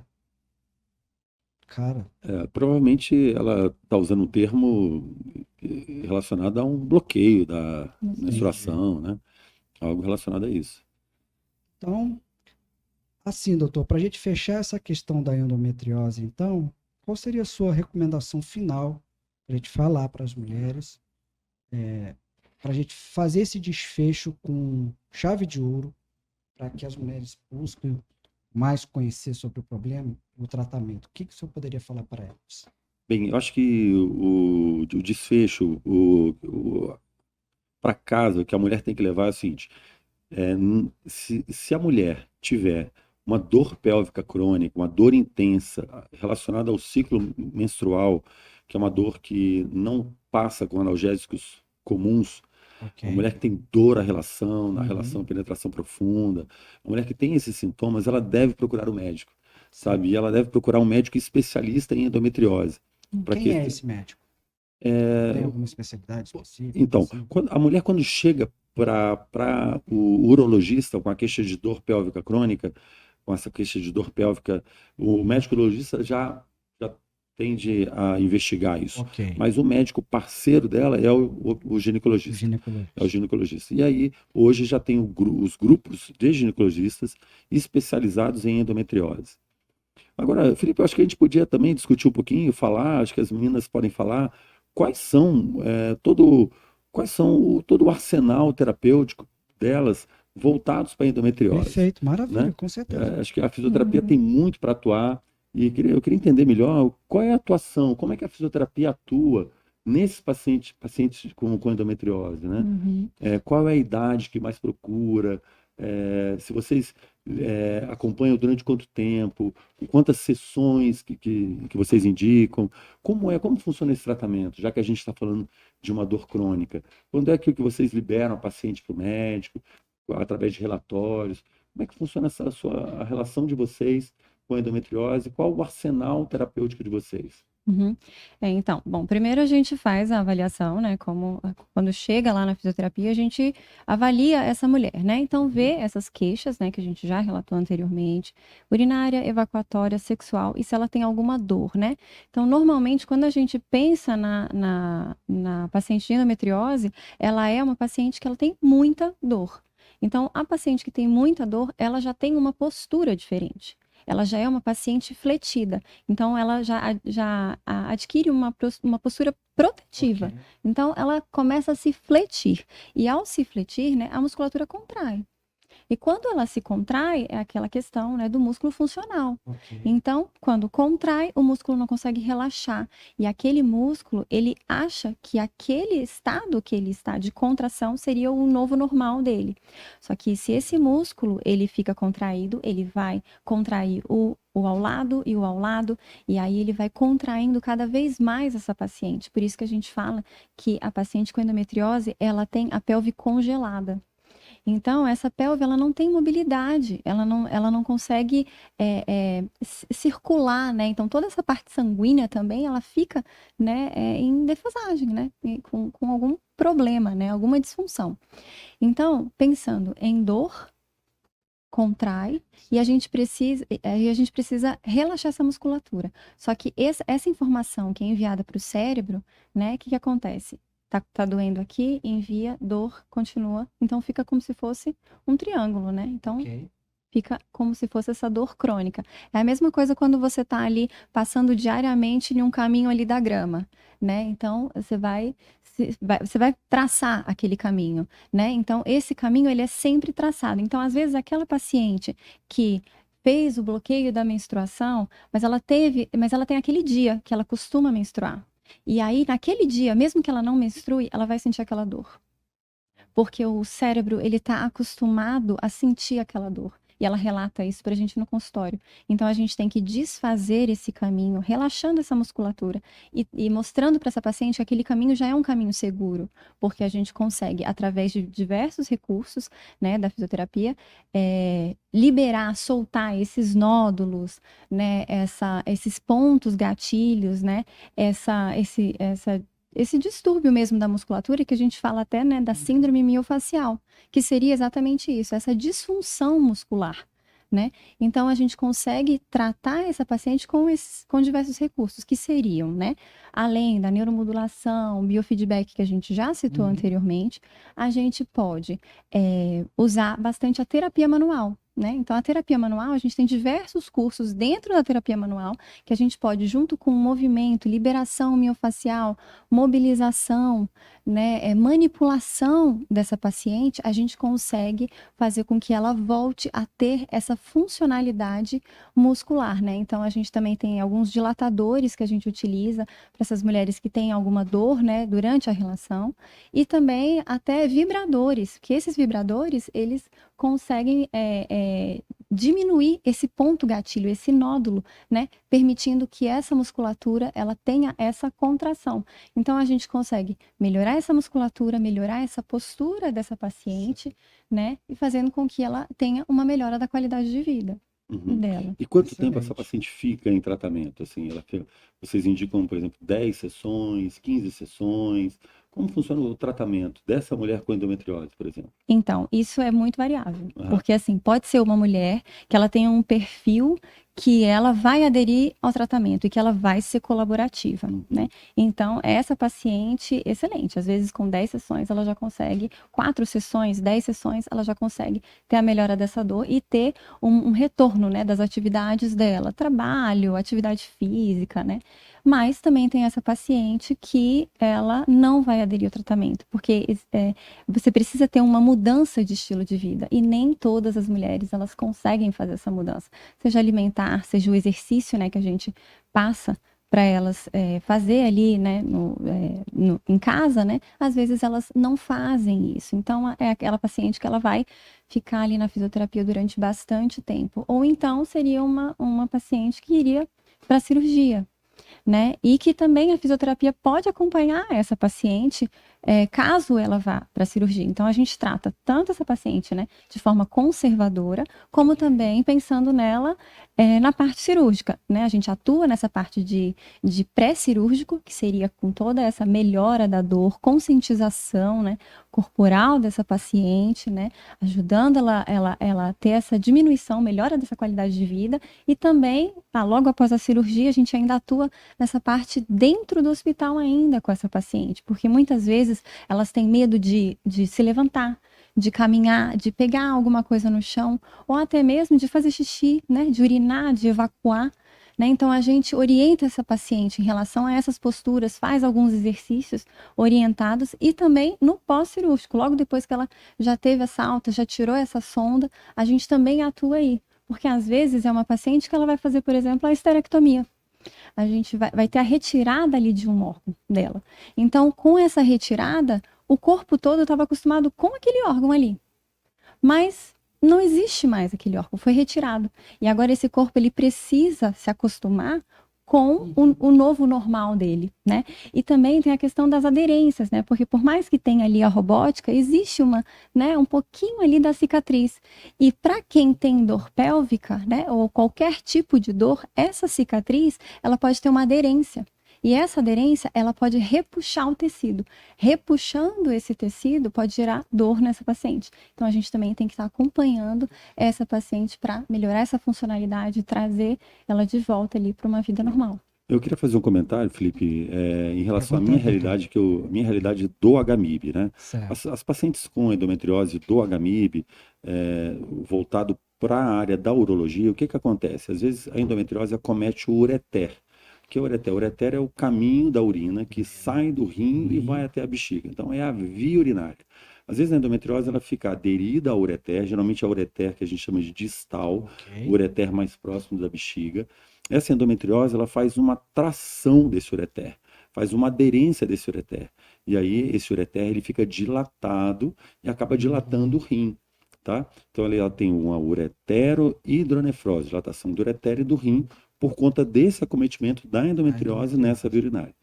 Pode ser o acometimento só externamente, causando só uma tração, uma aderência, ou às vezes o acometimento da endometriose dentro do ureter. Quando é só uma tração da endometriose no ureter, dentro da especialidade cirúrgica, agora um comentário bem específico, né? A gente faz, durante a cirurgia vigilo-laparoscópica, a gente faz a ureterólise. O que é isso? É só a liberação, é a retirada dos focos de endometriose do ureter. Essa liberação do ureter, o ureter fica livre e volta a funcionar normalmente e a drenar a urina normalmente. Agora, quando a endometriose às vezes está dentro do ureter, a gente não consegue só fazer a ureterólise, a liberação da endometriose, a gente tem que fazer o que a gente chama de reimplante ureteral. A gente tem que seccionar aquele ureter acometido pela endometriose e fazer o reimplante do ureter na cúpula vesical, na cúpula da bexiga. Tá? Então, essa é um tempo da cirurgia. Ou quando a endometriose acomete a parede da bexiga, muitas vezes causando sangramento urinário. Então, antes da cirurgia vigilo-laparoscópica, eu faço um exame chamado uretrocistoscopia, onde eu olho no interior da bexiga. É um exame bastante simples, é um exame endoscópico, dura por volta de 20 minutos, feito com sedação, e eu olho no interior da bexiga e já vejo que a mucosa da bexiga, a parte interna da bexiga está acometida. Então, quando a gente vai para o tempo cirúrgico, a gente já sabe que a paciente já está orientada, que muito provavelmente vai precisar de uma ressecção de parte da bexiga, tá? Então, esse é o tempo principal do urologista dentro da cirurgia de endometriose. E, às vezes, dentro da realidade do serviço público, eu não consigo operar essa paciente imediatamente. Então, ela chega para mim, às vezes, com uma dilatação do ureter. E até a cirurgia, ela fica com um catéter ureteral duplo J dentro da via urinária. Ela vai até mim, eu faço o diagnóstico que está com a via urinária dilatada, aí eu implanto um catéter ureteral duplo J para deixar a via urinária dela pérvia, funcionando, drenando urina, até que ela possa ser submetida à cirurgia de endometriose e o tratamento é eficiente, ou seja, Então, definitivo. Então, aí as principais relações dos problemas causados pela endometriose na urologia, É isso aí. né? O Esse impacto que ela é o causa impacto. pro- É aí que o urologista entra Uhum, nessa parte aí da endometriose, né? entendi. Nesse acometimento da endometriose no trato urinário. Por isso que a endometriose é tratada por uma equipe multidisciplinar. É o fisioterapeuta, é o ginecologista, é o Isso é urologista, para deixar bastante claro isso, e isso. o coloproctologista. Por exemplo, nas cirurgias da endometriose lá do hospital, entra uma equipe de coloproctologia, porque às vezes é necessário fazer a ressecção intestinal. Entendi. Por exemplo, quando está acometendo lá uma porção do reto, e a gente vê que a endometriose está infiltrando a parede intestinal, que aí você não vai conseguir só fazer o que a gente chama de shave, uma raspagem da endometriose retirada, às vezes você tem que fazer a secção daquela alça intestinal e uma anastomose, uma junção ali. Então, por isso que é multidisciplinar, e ou seja, todas as equipes estão presentes para cada uma atuar ali na sua especialidade. Que loucura. É. E assim, doutora Alessandra, a doutora também pode responder, tá? Nós falamos aqui de incontinência urinária, falamos da endometriose. Quais as outras principais indicações que vocês recebem na clínica de vocês para as mulheres? Além da incontinência urinária, né, que é o carro-chefe, que tem esses dois tipos, né, que já foram falados, a de urgência, a de esforço, a bexiga hiperativa, que é a pessoa que tem aquela vontade muito frequente de ir ao banheiro. Tem a parte de infecção urinária recorrente, que a gente trata também, ajuda no melhor esvaziamento vesical, esses Certo. estímulos, a percepção dos exercícios. E tem a parte intestinal também, que a gente trabalha Excelente. melhorando o funcionamento intestinal, melhorando uma paciente que tem dificuldade para evacuar, que faz esforço para evacuar. A gente ajuda no trabalho da musculatura, auxilia para ela também estar esvaziando melhor essa parte intestinal. Certo. E também a parte de incontinência também, a própria incontinência fecal, a incontinência de Isso. flatos também, ela também existe, a gente também trata. Flatos, isso. Tá. Então, que a gente também trata, né? Tem Isso. toda essa parte também de prostatectomia, também que a gente citou, a gente também trata. Maravilha. E, doutor, tem mais alguma pergunta para elas? Pergunta não, eu tenho só uma observação aqui que já chegou lá no consultório, que era uma endometriose de parede abdominal, ou seja, a mulher tinha feito uma cirurgia de cesariana, né? E ali na incisão da cirurgia cesariana ela se queixava de uma dor e tinha um nódulo, tá? Então aquilo ali, ela desenvolveu uma endometriose da parede, por conta da abertura do útero naquele ponto. E aí é só uma observação em relação a diagnóstico também da endometriose em parede abdominal. Mas em relação à fisioterapia, eu queria saber qual é a frequência de mulheres que procuram a fisioterapia com queixa de dispareunia, ou vaginismo, né? Tem mulheres que têm queixa de dor à relação até mesmo sem ter endometriose, né? Tem o vaginismo, vagina muito tensa. Eu queria saber se vocês recebem muito essas pacientes no consultório, com que frequência, como é o tratamento, se elas buscam esse tipo de tratamento, ou se elas ficam envergonhadas de chegar até vocês com essa queixa, porque isso, eu já tive uma experiência que eu melhorei muito a qualidade de vida da minha paciente, eu melhorei a vida conjugal da paciente, quando eu direcionei a minha paciente para a fisioterapia e ela melhorou essa queixa. Essa paciente especificamente, ela não tinha endometriose. Pelo menos eu rastrei ela todinha, não tinha endometriose. Mas ela ficou muito satisfeita com o resultado que ela teve com o tratamento da fisioterapia, melhorando a vida conjugal dela. Antes de responder, doutor, desculpe minha ignorância. O que seria o vaginismo, doutor? Pois é, a mulher tem uma. A Carol e a Alessandra podem explicar isso, que eu acho que isso deve chegar lá na Tá, fisioterapia perfeito. também. Se vocês quiserem falar. Vaginismo. Desculpe, eu só estou escutando agora. Então, o vaginismo são contrações involuntárias da vagina, em que a paciente não consegue ter a penetração, Tá. né? Perfeito. Então, fica impossibilitada de ter a penetração. E a dispareunia é a dor propriamente dita, né? Entendi. E agora, então, vamos Com responder, relação- doutor.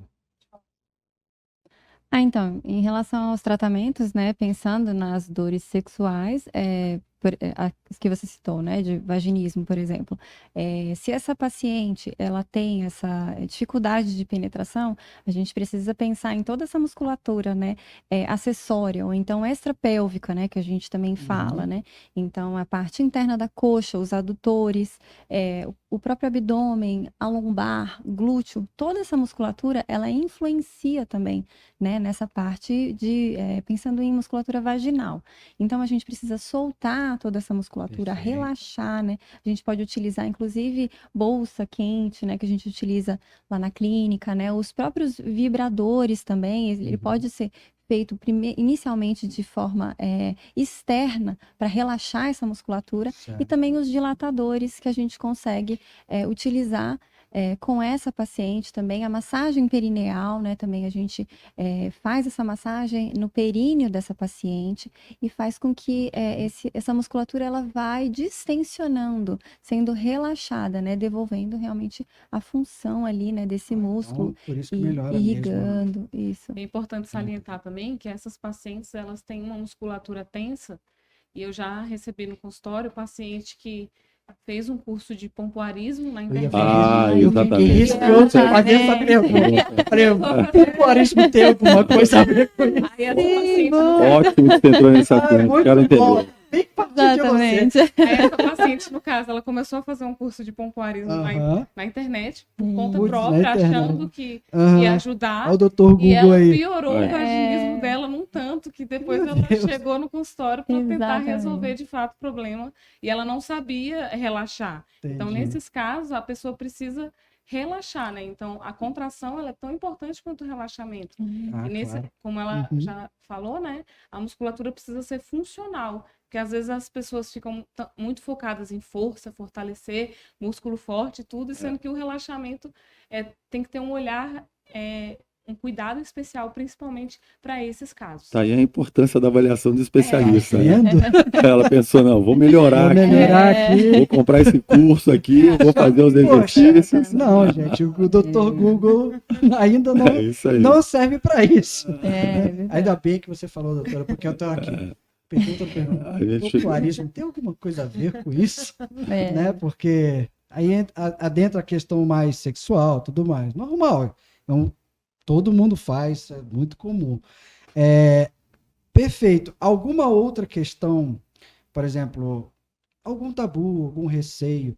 Eu tive receio de perguntar sobre o pompoarismo, mas a mulher com este problema, ela é tranquilo para ir lá com vocês e buscar esse tratamento? Ou ela chega com muito receio, muito tabu? Quais são os tabus em torno disso? Porque o doutor falou que ele conseguiu melhorar até o relacionamento conjugal desta paciente, indicando esse tipo de tratamento, né? Como é que é? Como que a mulher atua e como que ela chega para vocês? Então, essas pacientes chegam com muitos tabus. Primeiramente, que muitas chegam sem saber, sem ter ideia do que esperar da fisioterapia pélvica, né? A maioria chega dizendo assim, nossa, eu nem sabia que existia fisioterapia para essa parte do corpo, né? E elas chegam assim meio receosas, às vezes com medo. Então a gente usa a primeira consulta para explicar, para tirar todas as dúvidas, para desmistificar todos os medos e tabus que ela tem. Essas pacientes têm muito tabu, vergonha de dizer que perde urina. Às vezes elas têm ainda essa crença de achar que é normal com o envelhecimento, então não preciso fazer nada, a idade está passando, isso acontece mesmo. Então a gente tenta cada vez mais desmistificar esses problemas, esses tabus, para que as pessoas busquem o tratamento o quanto antes, né? Isso então não tem a ver com idade, né? Porque a mulher tem aquele negócio, a gente foi até o doutor que deu uma entrevista, né, sobre o envelhecimento do aparelho reprodutor masculino. A mulher, pelo fato dela se cuidar, procurar muitas informações, ela entende realmente esse processo de envelhecimento dela ou ela realmente é desconhecimento esse ponto dessa questão do vaginismo para ela? Como que é isso? Quer responder, doutor? Quer que eu refaça a pergunta? A Pode pergunta responder. além dos tabus, Sim. há a questão do desconhecimento da mulher, ela entende o que é o vaginismo, se o problema está com ela. Porque eu vou dizer outra coisa, por exemplo, para nós homens, na época, quando a gente vai tratar com o urologista, a questão de disfunção erétil, o problema é nosso, né? Uhum. Nunca na outra pessoa, o problema é nosso.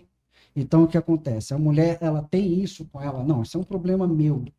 Ela está consciente que o problema é nela, porque eu não sei o quanto isso pode influenciar nela na questão do prazer do ato sexual. Para nós homens, a gente vai pensar, poxa, cara, não estou conseguindo. Aí o problema é nosso. A mulher ter consciência que esse é um problema dela, e não da questão relação sexual dela, ela procura, ela tem esse tipo de dúvida quando ela chega para vocês? Então, eu acho que, na verdade, se a gente for pensar em relação sexual, a relação sexual ela vai muito além de penetração somente, né? Certo. Mas então, pensando em penetração, essa paciente, ela entende, sim, que esse é algo com ela. Uhum. Mas isso pode vir de fatores que talvez ela desconheça. Aí é onde entra a equipe multidisciplinar, né? Então, por Certo. exemplo, uma paciente, ela pode ter o vaginismo por conta de um abuso sexual que ela sofreu lá na infância dela, né? Então, às vezes ela não descobriu isso, ou então às vezes ela não consegue falar sobre esse abuso, né? Então, aí entra lá a psicóloga para conseguir, junto com a fisioterapia, né, tratar essa paciente para que a gente consiga melhorar, né, esse vaginismo, né? Então, às vezes ela sabe que é nela, mas às vezes ela não percebe que tem diversas outras coisas ali por trás, né? Então, é importante, né, a gente falar também sobre existe isso. o tabu que, além dessa questão do possível abuso, tem pacientes que às vezes sentem tem um vaginismo por desenvolver essa tensão, até por uma criação religiosa muito Entendi. rígida. Então, às vezes ela Exatamente, uma tem questão religiosa, às exatamente. vezes ela vê aquela Ela- questão do sexo como um pecado, então ela já se trava para aquela verdade. situação Entendi. na vida dela, às vezes não se permitindo ter um relacionamento de forma Legal. saudável. Eu abri mais para esse tipo de discussão porque dúvidas são as mais malucas do mundo, né? E a gente tenta abordar a maioria delas. No primeiro podcast que eu fiz aqui com o Dr. Mário Chamas, a gente abriu aqui o verbo mesmo, de coisas de tabus, de coisas mais íntimas mesmo, porque são as coisas que as pessoas têm vontade de perguntar, não perguntam, Sim. Sabe aquela famosa, se você tiver alguma dúvida na aula, faz uma pergunta, e a pessoa fica lá, eu não vou perguntar porque eu vou ser isso, eu vou ser burro, você chacota, Na frente de todo né? mundo, né? Então, por isso que eu abri essa questão. Doutor, você ia falar alguma coisa. Então, e aí, quando essa questão do tabu, né? Então, às vezes, essa mulher, ela é criada de uma forma que, às vezes, ela vai tentar entender o que é, né, esse órgão que ela tem, né? Então, assim, quantos orifícios tem nesse órgão? Às vezes, chegam algumas mulheres lá na clínica que elas nem sabem, né? O que é clitóris, o que é uretra, o que é vagina, o que é ânus. Essa mulher, ela quando ela ia se tocar, às vezes a mãe e o pai falam, tira a mão daí, menina, não pode, né? Cruza as pernas. Então, às vezes, aquele órgão, tem mulheres que às vezes percebem aquele órgão como algo que seja nojento, né? Então, elas, não, isso aqui é nojento, isso aqui eu não pego, isso aqui, quero nem saber o que tem aqui, né? Então, aí a gente traz, né, vai junto com essa mulher, mostrar, ter essa percepção corporal, né, através de figuras anatômicas a gente mostra, né, pelo espelhinho também, fazer essa mulher se reconhecer, né, saber o que tem ali, como que ela é, né, e trazer, né, que tá tudo bem, né, que essa paciente, ela precisa entender que aquilo ali não é nojento, que faz parte, também, né? sim, e é a conscientização, né, a percepção ali, a gente trabalha isso também com essa mulher que tem uma disfunção sexual. Vocês têm homens atuando? Sim. Tem. Poucos, mas sim. Menos Sim. quantidade, porque para nós também, eu abordei com o Dr. Mário Chamas a questão de mulheres urologistas. Poucas ele trouxe também. uma estatística que ele falou assim, para cada 30 mil, 300 eram... Cada 30 mil urologistas, 300 eram mulheres. Uma questão assim, Eu não lembro do número exato, Paulo, depois você procura aí para mim. Então, assim, para a área de vocês também tem homens. E para Tem, esse tipo de muito. situação, o homem cuida também, ou a mulher prefere ser tratada, cuidada por uma mulher? É relativo. Tem É. os dois, tem mulheres que não se importam de ser tratadas por homens, tem outras que já se sentiriam desconfortáveis com o paciente Uhum. homem, por ser uma coisa mais íntima, né, e por ter, às vezes, manipulação vaginal. É, Às vezes a paciente prefere uma profissional mulher, né? entendi. É E porque, até os profissionais homens, a gente conhece alguns que também focam também até mais no público masculino do que no Entendi. feminino. entendi. Perfeito, respondido. Mais alguma pergunta, doutor? Acho que a gente pode deixar o convite aqui às mulheres, né, que tiveram Isso. alguma queixa de incontinência urinária, mulheres com dor pélvica crônica, mulheres que querem procurar alguma consulta urológica, que podem procurar o Hospital Urológico de Brasília, localizado na 714/914 Sul, Ao merchan. térreo, edifício Santa Maria. Santa Meu nome é Maria. Rodrigo Brás, eu sou um médico que atuo também na área de urologia feminina, fazendo tratamento da incontinência urinária Certo. de esforço. Então eu fico lá no Hospital Urológico à disposição para atender a possível demanda aí que Perfeito. aparecer. Além dos contatos do Hospital Urológico, só atende mais em qual lugar, doutor? Pra a pessoa ter mais opções. Se ela quiser procurar um outro lugar, procurar pelo senhor, se eu de repente não está no Hospital Urológico, como que ela pode ir? Nesse momento, o atendimento ambulatorial de consulta eu tenho feito só no Hospital Só Urológico. no Hospital Urológico. E, obviamente, na rede pública também, que é outro caminho de certo. atendimento. Ok. Então, o local mais fácil de me encontrar para consultas é realmente o Hospital Urológico de Brasília. E aí eu sou vinculado a outros hospitais, que aí eu Ok. posso direcionar o paciente para cirurgias, né? Perfeito. Caso ele opte por cirurgias em outros hospitais, a gente pode fazer também. Para marcar uma consulta com o Dr. Rodrigo Braz no Hospital Urológico, você acessa o nosso site www.hospitalurologico.com.br. Tem a opçãozinha lá, agendar consulta. Você pode usar tanto por e-mail, tanto por WhatsApp ou ligando na nossa central. Todos os links lá do nosso site, eles são clicáveis. Então, se você quiser clicar no telefone e já entrar em contato, você vai falar com a nossa central de atendimento. Se você quiser mandar uma mensagem no WhatsApp, é só clicar no númerozinho. E se quiser mandar por e-mail, basta responder aquele formulário. Para marcar com o doutor Rodrigo é desta maneira. E com vocês, doutoras, como que as nossas mulheres que estão nos ouvindo vão procurar vocês e como elas podem procurar vocês? Então, a gente tem os contatos da clínica, né, da Ative Fisioterapia, e Certo. aí, por esse contato mesmo, telefônico, né, ou então WhatsApp, a gente pode... Então, vocês marcam tanto por telefone quanto WhatsApp. Isso, Perfeito. perfeito. E aí a gente consegue fazer essa consulta, né, essa avaliação que a gente relatou aqui nesse podcast. Maravilha. Todos os contatos estarão na descrição desse vídeo e em algum lugar do vídeo você vai poder também acessar tanto os contatos do Dr. Rodrigo quanto os contatos da Clínica Ative, por meio da doutora Carolina, doutora Alessandra, e temos mais uma doutora, né? Isso, Acho importante a gente mencionar Isabela. ela. doutora claro, Isabela. doutora Isabela. Todas vocês três estão de portas abertas para receber as mulheres, não Perfeito. só do Outubro Rosa, como do novembro, dezembro, janeiro, fevereiro e assim por diante, né? Eu vou colocar os contatos de vocês. E, de antemão, se você tiver alguma pergunta, pode fazer para a gente aqui nesse vídeo. Aquelas perguntas que foram destinadas ao doutor, só vou pedir para você colocar para quem você está fazendo essa pergunta. Que eu vou destinar para o doutor Rodrigo e para as doutoras aqui da Clínica Ative. E vocês podem também, se quiserem entrar lá, já responder, fiquem à vontade. Se quiserem colocar nos nossos comentários qualquer coisa que vocês... poxa, esqueci.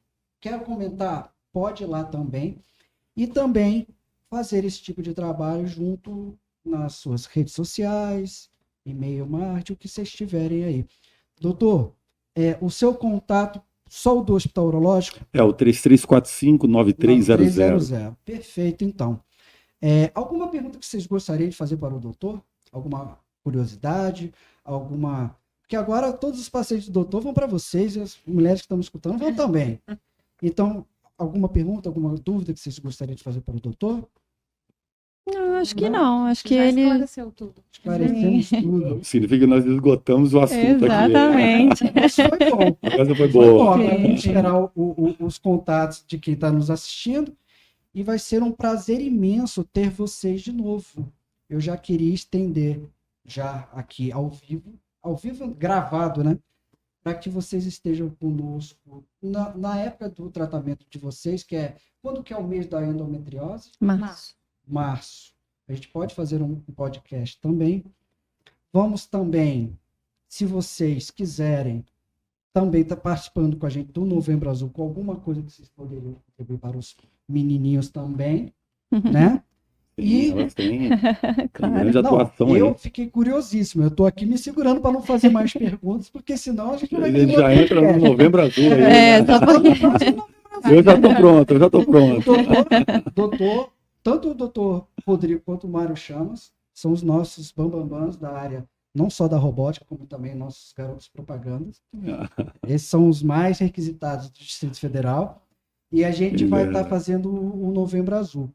Se vocês tiverem alguma coisa importante, alguma coisa que vocês falam assim, cara, isso aqui contribui muito para a campanha de vocês, podem entrar em contato, que a gente vai abordar esses assuntos também. Claro. E eu tentei ao máximo deixar mais para vocês falarem mesmo, instigar. Pedi para algumas pessoas fazerem perguntas. Tive que filtrar bastante, porque nem eu entendi as perguntas, algumas delas aqui. Peço desculpas por alguma coisa e agradeço enormemente todos vocês estarem aqui com a gente, contribuindo para a gente levar essa informação. Lembrando que o Outubro Rosa é o mês do câncer de mama, mas a gente quer que a mulher tenha plena consciência que ela pode se cuidar e se cuidar de uma maneira mais abrangente, como a questão da endometriose, a questão da fisioterapia, esclarecendo por que ela pode procurar a fisioterapia, não só como uma indicação do médico, mas também para assuntos relacionados que ela, de repente, viu que ela tem algum problema. E quais são aqueles que elas vão procurar vocês. Muito obrigado. Eu estou aqui pasmo e satisfeito. Eu agradeço também o convite, foi maravilhoso, foi muito bom a gente poder discutir esses temas tão relevantes para a saúde feminina. E muito excelente o seu posicionamento da questão do braço direito, doutor, porque agora eu vi por que elas são realmente braço direito. Eu estou saindo aqui consciente que elas são braço direito, esquerdo, perna, braço, tudo, entendeu? Sim. E obrigado, meninas, obrigado mesmo. Nós agradecemos, né? Nós da Ative Fisioterapia, a gente agradece, né? Também em nome da Isabela, que não está aqui presente. Não tá aqui presente, mas ela foi lembrar. Com certeza. Então, dizer que a gente está à disposição realmente para qualquer dúvida, né? Trazer outros assuntos também, a gente está disponível. Obrigado Maravilha. pela oportunidade de estar desmistificando um pouco aí, tirando os tabus e explicando melhor, esclarecendo as dúvidas sobre vocês foram- fisioterapia pélvica. Sensacional, Eu fui perguntando aqui, você desmistificando respondeu completamente. a fisioterapia pélvica. A resposta na lata. Você quer responder? Eu respondo. Olha, muitas das vezes você fica meio... Mandaram muito bem. Às vezes a gente tenta falar um pouco do geral, né? Mas aí a gente teve aqui, né, o doutor Rodrigo trazendo um pouco mais do específico ali da área dele, né, de diagnóstico e tudo. Aham. Exato. Então, assim, foi muito interessante, acho que somou bastante, acho que vai ajudar muita gente. Somou, complementou. Complementou. E o nosso perfeito. objetivo é que a mulher vá ao consultório, né? Sim. Que marque uma consulta, que Uhum. vá ao consultório, que vá à fisioterapia pélvica. Pode ter certeza que muitas mulheres que assistiram esse podcast vão estar, nossa, mas eu tenho aquela dor, eu tenho essa queixa. E agora ela vai ter já um motivo para marcar uma consulta, ir à fisioterapia, né? Eu acho que isso é uma coisa para realmente conscientizar o público feminino. Exatamente. E eu acho também, por exemplo, que nós tratamos de pessoas assim, ninguém acorda no dia feliz da vida, vou no hospital, que é legal, É. né? Muitas das pessoas que vão, além de muito carentes, elas vão com uma expectativa não muito boa por estar indo para um atendimento de clínica ou hospital. Mas o que eu acho interessante dessa questão da campanha, da gente estar abordando isso, é que a pessoa se sinta à vontade para pensar o seguinte, cara, eu tenho um problema, eu quero solução. Então, eu sei agora como procurar as soluções. E que, realmente, gente, eu sinto dor, eu fico louco com dor, qualquer mínima dor, procure. Não postergue, porque às vezes pode se tornar uma coisa muito pior. Né, doutor? Perfeitamente. O que a gente fala hoje, eu acho que é o foco de todas as especialidades, a qualidade de vida, né? Exato. É o que a gente busca. Ou seja, se é algo que incomoda, que tira a sua qualidade de vida, você precisa procurar tratamento, né? Hoje tem com as orientações, tem tratamentos minimamente invasivos, tem terapêuticas, ou seja, você não precisa ir para uma cirurgia, ou seja, seria o último caso para você partir para uma cirurgia nos temas que nós discutimos aqui hoje, né? Exato. Então, acho que é isso, é orientar e tentar melhorar a qualidade de vida desse público. Principalmente, né? E acho que às vezes também é assim, eu sei que esse problema existe, eu não quero ter, e como que eu posso fazer para prevenir isso aqui, né? Exatamente. Então a gente já pensa nessa prevenção, né? Exatamente, a prevenção. Para que postergar o sofrimento. Posso fazer uma última pergunta? Sim, É para fica à vocês. vontade. O doutor Rodrigo, ele já respondeu perfeitamente, que é a questão dos avanços na área dele, a questão da robótica. Para vocês, qual foi o maior avanço? Porque eu vou dizer o seguinte, por que dessa minha pergunta? Não é só para saber se existe algum avanço tecnológico, porque eu acho que a fisioterapia é mais vocês, profissionais, do que equipamentos propriamente dito, né?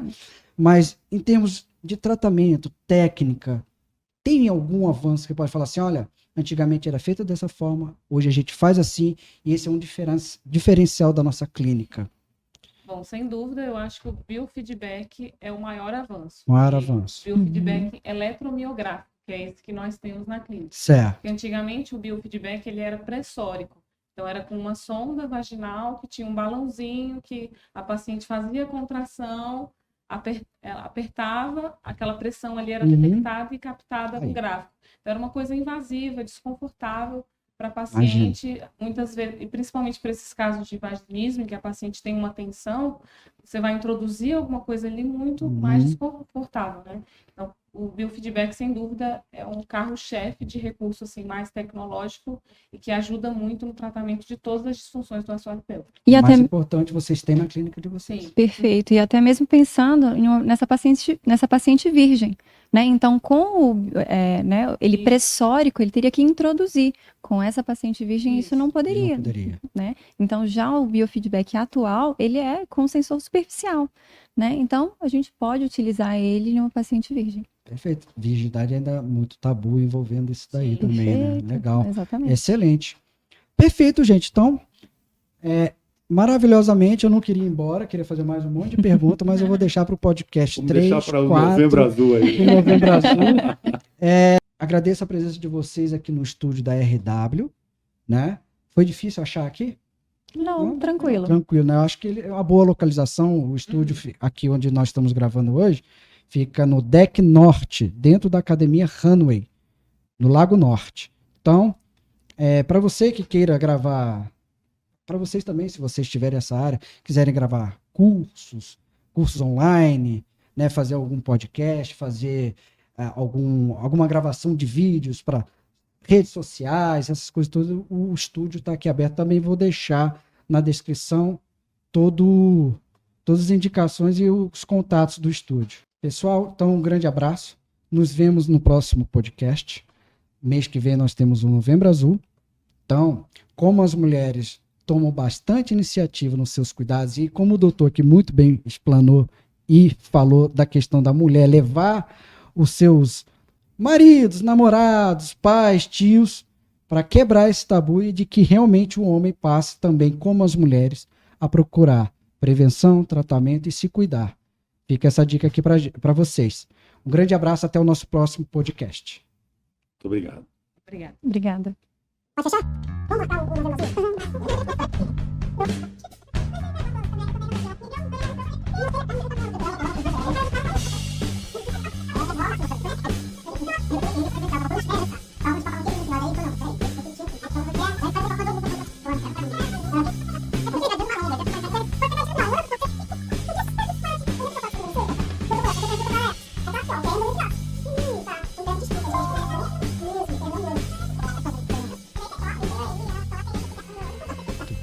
Doutora Carolina. Bom, primeiro também, né, agradecer aí esse convite. Chega mais próximo. Não chega na tua frente. Puxa o microfone. Pode puxar. Não, puxa assim, ó. Isso, abaixa aí. Quer ficar assim pertinho. Prontinho, doutora. Manda ver. Não, a pergunta já foi feita, a gente pode fazer o seguinte. Quer já cortar, pai? Doutora Carolina, por que a sua especialidade? Por que você escolheu fisioterapia pélvica? Então, eu tenho um caminho aí muito parecido aí com o Dr. Rodrigo. Então, eu fiz a fisioterapia, escolhi a fisioterapia. Primeiro eu entrei. O microfone dela tá ruim?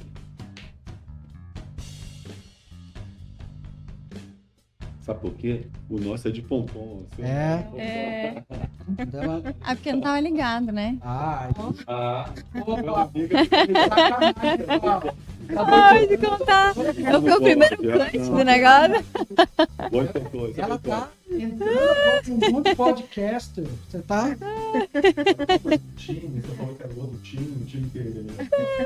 Vendo? Só porque você é a única atleta entre nós. É, né? Única atleta. Não. É, vamos boicotar. Boicotar.